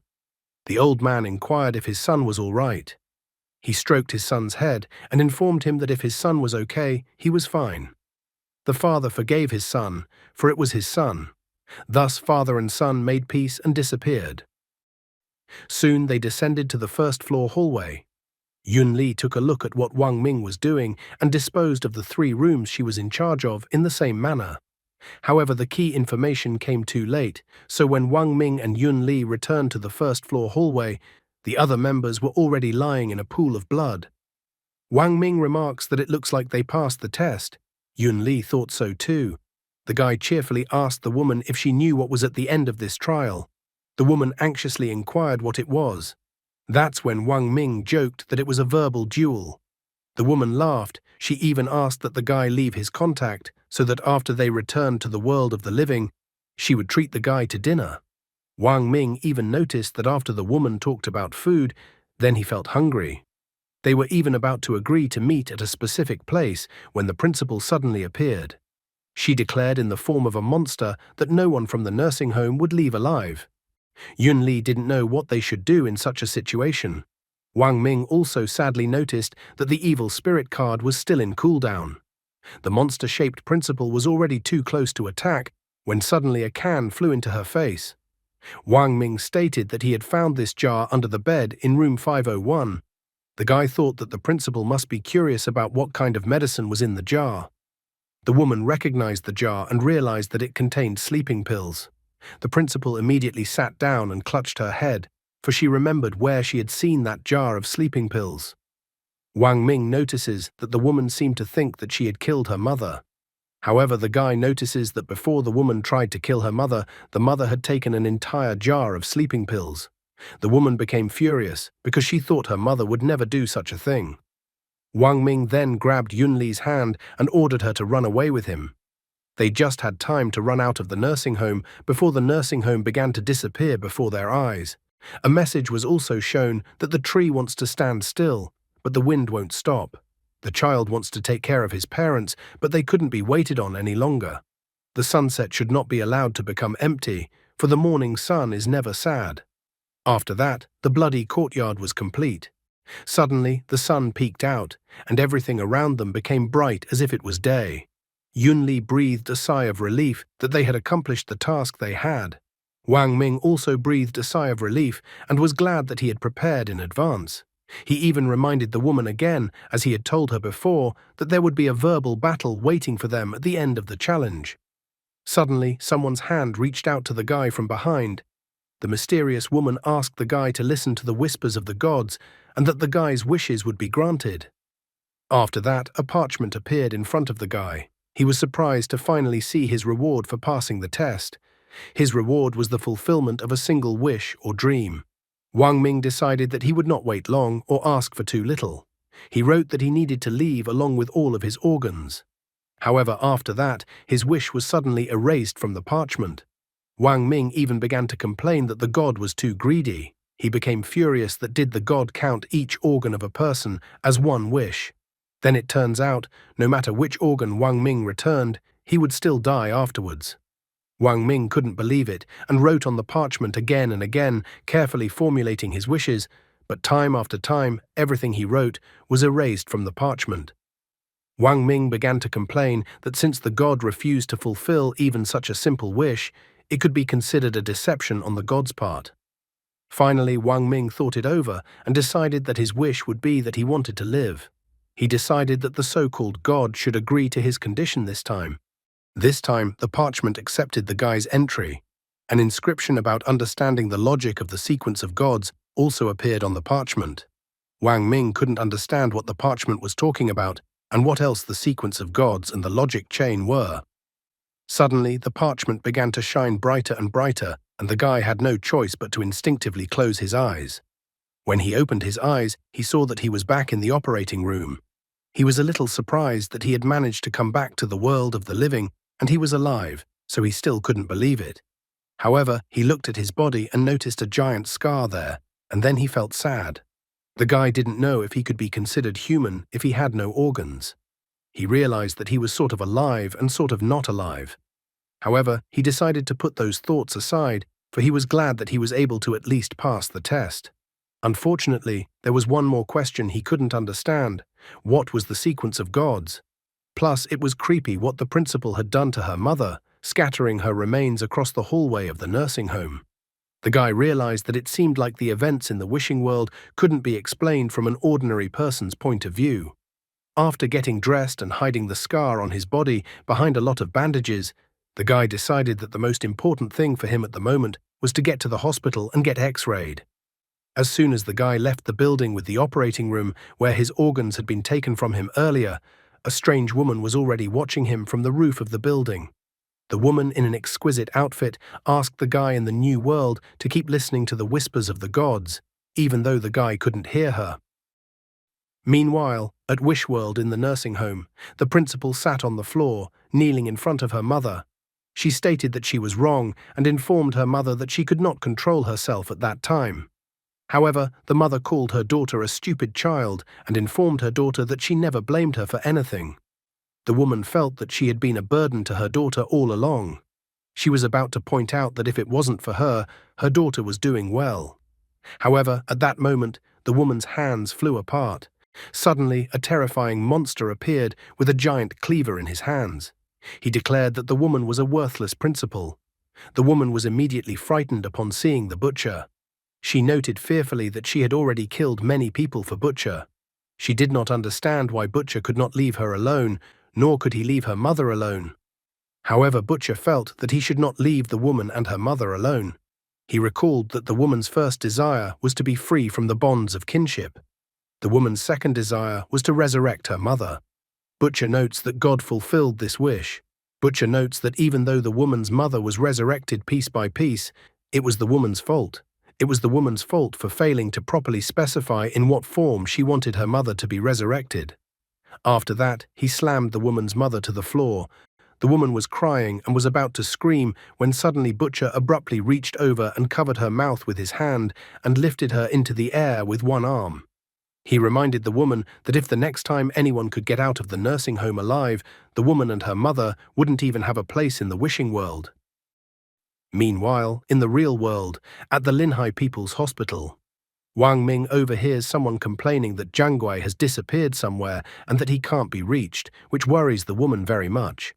The woman with short black hair notices that the man said he would find a way to cure old man Liu himself. However, another woman called the man a silly boy, because old man Liu was already in a vegetative state and the doctors said he was hopeless. Yet another interviewee remarked that when the man returned, it would be necessary to talk to him. She felt that even though the construction company had paid out $1,000,000, it was impossible to spend all the money on the hospital. The guy realized that it seemed to be Liu Jianggui's family. He sighed sadly because the family did not know yet that Liu would not come back again. Then a doctor came out of room 916 and announced that Wang Ming was next to be seen. The guy immediately announced that he was Wang Ming. After that, the guy went to the computed tomography scan room. The doctor's face was covered with cold sweat when he looked at the X-ray, because he obviously didn't expect to see such a thing. The doctor told the guy that the computed tomography scan machine seemed to be broken, and he even asked Wang Ming to come back tomorrow for an appointment. Wang Ming immediately asked why the doctor thought the machine was broken. The doctor couldn't come up with any other explanation since he couldn't get X-rays of Wang Ming's organs. The doctor thought that it was obviously a problem with the computed tomography scanner because there was no way a living person could be missing all of his internal organs. Wang Ming was upset. The good news for him was that he had somehow managed to survive. However, the bad news was that his internal organs were really gone. The guy informed the doctor that the doctor was right and that the computed tomography scan machine was actually broken. After seeing the doctor, the distraught guy left the hospital and went out into the streets of Linhai City. Wang Ming noticed that although he had no internal organs, he was able to eat, drink, and defecate, so all his body functions were working normally. Looking at the poster of a beautiful girl on one of the buildings, he even wondered if the rest of his body functions were working just as well, and if he would have any problems with girls. However, he immediately slapped himself and then tried to remind himself that he was an honorable man who was far from lowly pleasures. He realized that feelings and love were not for him. Despite all this, he decided that he would check and find out everything by his own hand later. What a varmint Wang Ming is! However, things clearly wouldn't go well for him, as he was already being watched. A creepy girl found him in the world of the living. She clearly wants revenge on the scoundrel for throwing her off the bus and preventing her from fulfilling her wish. The plot of this story continues to swirl. Although Wang Ming was able to leave the wish world and somehow miraculously stayed alive even without all of his internal organs, then his life is not easy. He would not be left out of the consequences of leaving the wish world and other interested parties. Creepy woman, mysterious woman, and butcher are clearly interested in the brash guy. The principal's life is not so simple really, and she suffers. She has to punish other people to save herself and her mother. The plot part with the nursing home is quite sad. First of all, it is a misunderstanding between people, and that first of all it is necessary to communicate in order to understand each other, and not to guess for a person his thoughts, misinterpreting them. Secondly, unfortunately, few people can grow old beautifully. Closer to old age, even more horrifying diseases await us, which are incredibly difficult for relatives to deal with. Wang Ming leisurely strolled through the streets of Linhai City. As he walked, he decided to search for information on the internet using his phone. He was interested in any information about all the people he was going through the game with. However, he couldn't find any answers to his questions, and he found the lack of information strange. If Liu Jiangui was to be believed, all the participants in the test in the nursing home lived in Linhai City. There was such a high death rate in the wishing world, but there were no reports of missing people on the internet. Suddenly, someone called his phone, which didn't make the guy happy. As soon as he answered the phone, the supervisor immediately yelled at him because he didn't show up for work. The woman was indignant, anticipating all the guy's excuses. She started making assumptions one after another that he was carrying his grandmother across the street or he was hit by a car. She even pointed out that the guy didn't seem to want to get paid this month. Wang Ming didn't have time to come up with an excuse beforehand, so he asked his landlady not to be angry, because he had undergone a minor surgery and would be at work soon. In an effort to save his life, he completely forgot that he had a job. At the same time, in one of the city alleys of Linhai City, two guys harassed a girl who seemed to stop them from messing with a cat. They began to taunt that Zhu Yao was a homeless girl herself, but had taken to protecting the stray cat. They were amused because the girl was just like the cat, and it was as if she had found a kindred spirit. Tears came to the girl's eyes. She didn't understand how people in front of her could burn the cat she called Xiaobai with cigarettes. However, the guys asked the girl to stop talking idly and give them the cat. They even hinted that if the girl didn't give them the cat, she should repay them in another way. Closing her eyes, the girl offered to give them money in exchange for them to get off the cat. However, these guys didn't want money, they wanted Zhu Yao herself. At the last moment, a blonde guy ran out from around the corner and told the other guys to stop. The blonde guy was a clumsy guy, so he immediately tripped and fell right in front of the guys. The shorter guy immediately started beating him up, recognizing him as the brat Ling Yushu. He even mocked that Ling Yushu wanted to play hero with his pathetic strength. However, despite the beatings, the blonde smiled, asking the guys not to abuse the girl, but to beat him. His words infuriated the guys, and they started beating him harder, saying that they were fulfilling his wish. Ling Yushu didn't give up, noting that if the guys beat him, then they shouldn't touch the girl. The girl begged for the guys to stop beating Ling Yushu. Drooling over the girl, they turned their predatory gazes on her, asking her to do a lot of things for them. Seeing the girl's fear, they were going to beat Ling Yushu even harder if she didn't do what they asked. In the end, they managed to break the girl's fighting spirit, and she made the decision to agree to their condition. Ling Yushu tried to stop the vile guys, but was powerless, and they were already licking at the girl. However, at this moment, a guy who might not receive his salary for this month soon appeared behind them. He was outraged that some two pathetic bugs were making such a ruckus. He immediately told them to get out, and if they didn't do it, then don't let them resent him, because he was giving them a chance. One of the guys didn't realize who appeared in front of them at all. The other guy told Wang Ming to stay out of their business. Wang Ming remarked that since the nasty bedbugs hadn't left yet while he was giving them a chance, it meant that they had decided to stay behind to regret their choice. The nasty guys were immediately frightened by the aura that emanated from Wang Ming. They decided to run away after all. However, it was already too late, and Wang Ming called out the number 3. One of the guys frightenedly stated that Wang Ming had missed the digits 1 and then 2 until the digit 3. This was the wrong answer, as the guy was trying to teach how to count to the person holding the bat. Moments later, the nasty guys ran away, apologizing to Wang Ming and crying. They declared that they wouldn't engage in such matters again. Ling Yushu immediately stood up from the ground and started shaking off his clothes from the dirt. He even started bragging that if the guy didn't help him, he would have dealt with the nasty guys himself. Wang Ming just wasn't sure about this. Wang Ming approached the girl and asked if she was all right. The girl seemed to recognize Wang Ming immediately as she called him by name. Wang Ming, on the other hand, was surprised that the girl suddenly recognized him. With a red face, the girl revealed that Wang Ming used to be her classmate.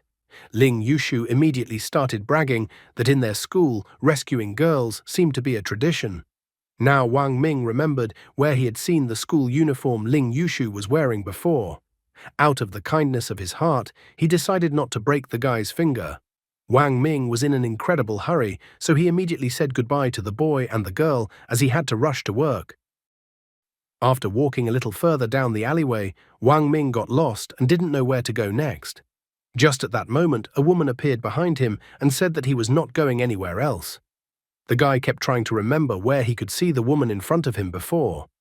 The masked woman didn't hesitate and immediately launched an attack on the guy. Wang Ming was a very smart guy, so he instantly realized that the creepy girl was in front of him. The creepy girl moved quite fast, but at the same moment he felt something strange. A familiar feeling overtook him. At the same moment, he began to dissolve right before the eyes of creepy girl, who was desperately trying to get him.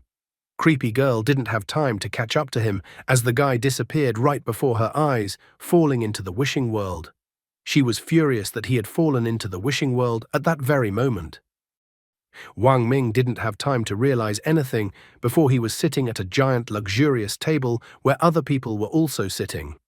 He was trying to realize what had just happened to him.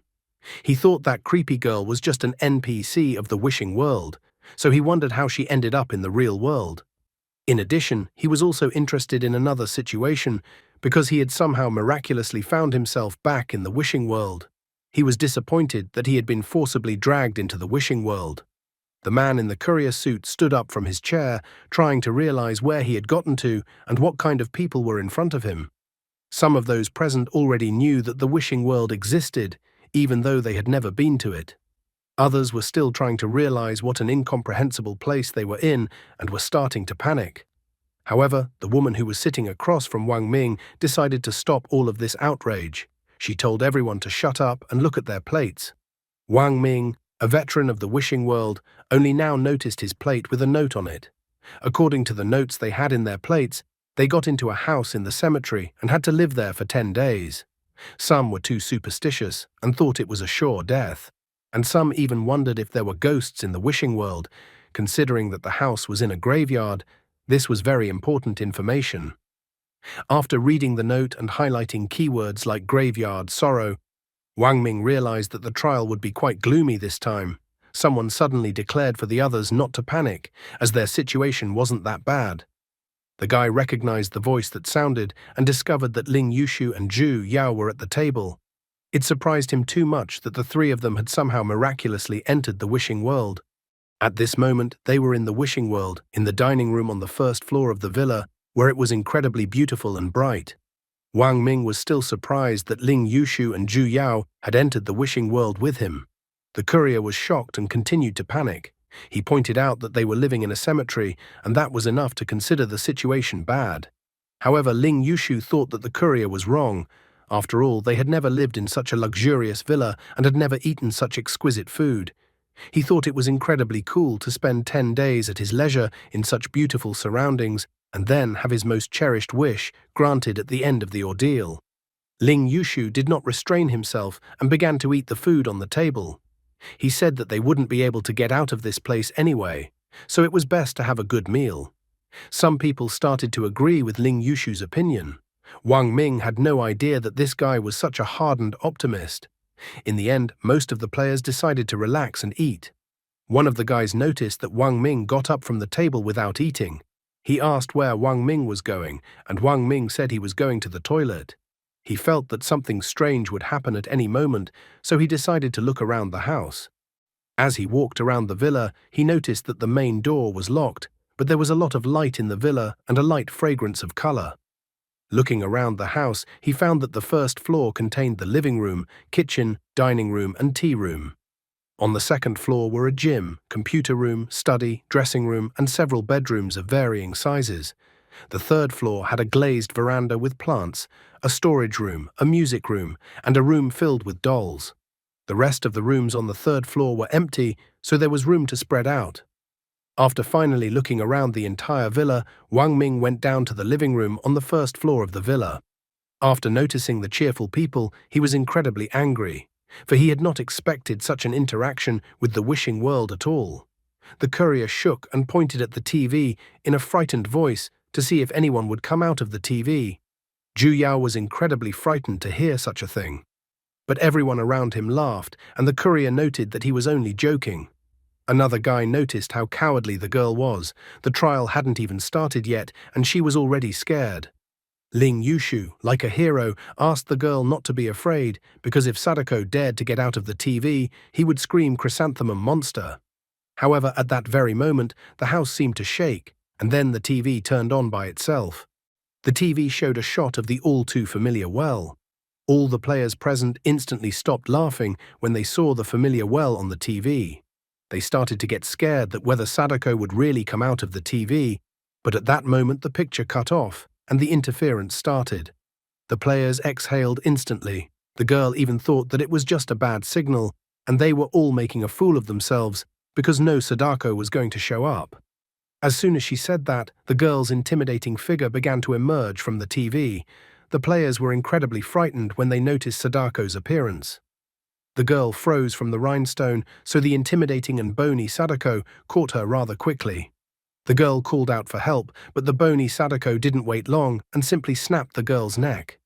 Wang Ming, being an experienced survivalist in the wishing world, didn't give in to panic like the others. He took the TV remote and simply turned off the TV. At the same moment, Sadako, who had climbed out of the TV, began to disappear. The courier was surprised at how savvy Wang Ming was. The other guy was surprised that all they had to do to make Sadako disappear was to turn off the TV. Wang Ming wasn't too pleased, because as soon as the courier opened his mouth to talk about Sadako, she came right out of the TV. The courier himself was surprised at what happened after he mentioned Sadako. Ling Yushu found the moment with the courier suspicious. He even thought that maybe the courier had the ability to turn words into reality. They were in the wishing world, so it wasn't a possibility to be brushed aside.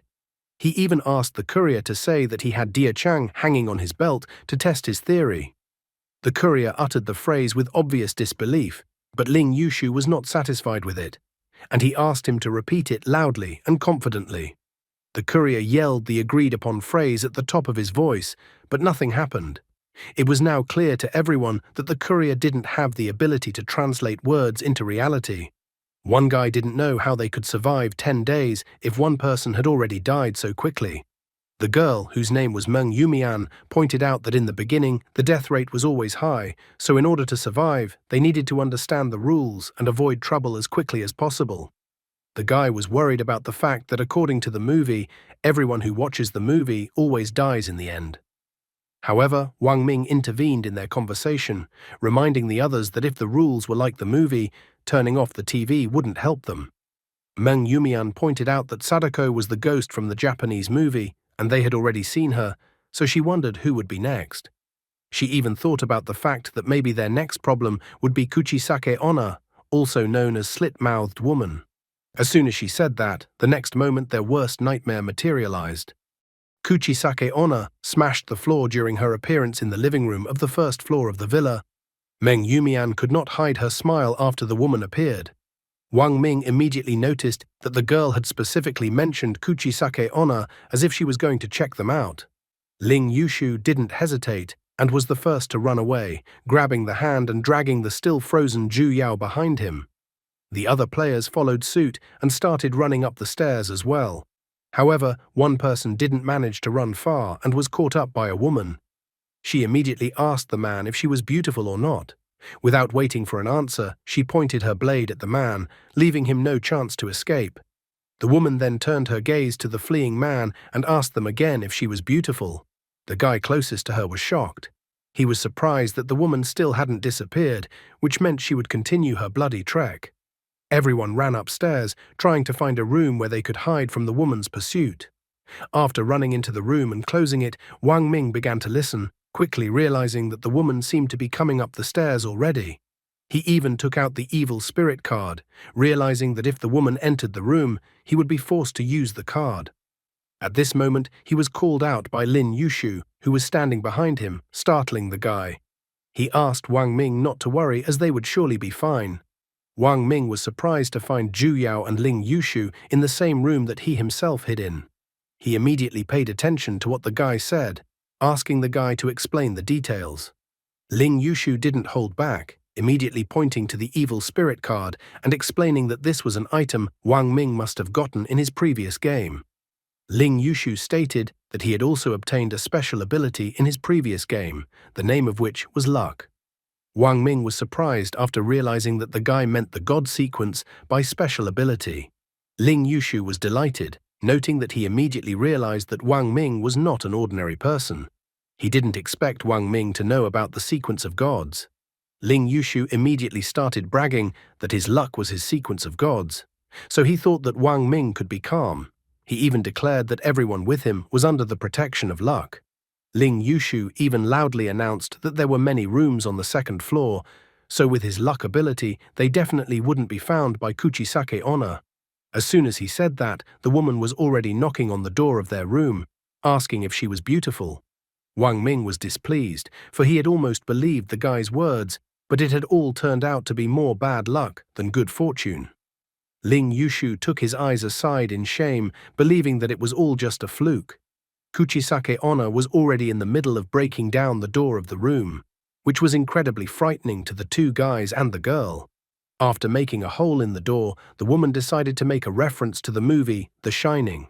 She only had one wish, to make everyone as beautiful as herself. Ling Yushu couldn't understand why the woman chose the door to their room.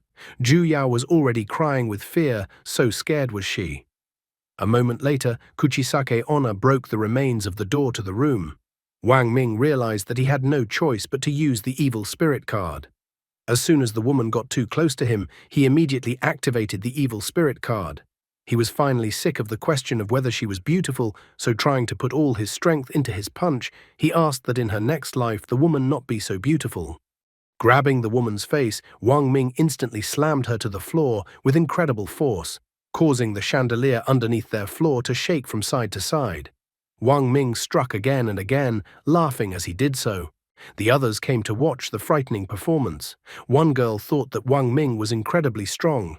Someone even paid attention to what was behind the guy's back. Someone even thought the guy was scarier than any devil.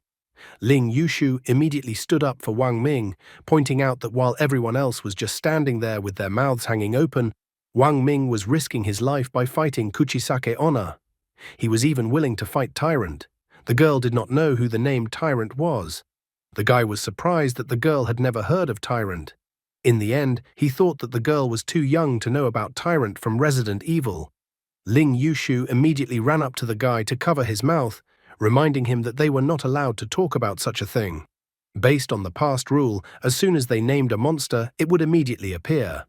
This time was no exception, so the monster immediately began to appear in front of them. Wang Ming only turned around when he heard the noise, and the monster immediately appeared in front of his face. Reflexively, Wang Ming was startled and punched the monster in the face, trying to push it away from him. This time, the monster was not alone, but in large numbers. All of them rushed towards Wang Ming. The others immediately rushed to run away, only throwing up more problems for Wang Ming. Zhu Yao was not willing to just leave the guy in trouble like that. Ling Yushu asked the girl not to be afraid, because he could help the guy. Ling Yushu grabbed a piece of door that was lying under his feet, and then used his divine sequence to throw the piece of door at the monster. The piece of door only lightly hit one monster on the head. The other monsters bewilderedly settled on the piece of door that fell right in front of them. The monsters immediately turned their heads towards the one who threw the piece of door. Zhu Yao and Ling Yushu were incredibly scared, and the guy even started apologizing to the monsters. The monsters, as if seeing their new prey, instantly all rushed towards them.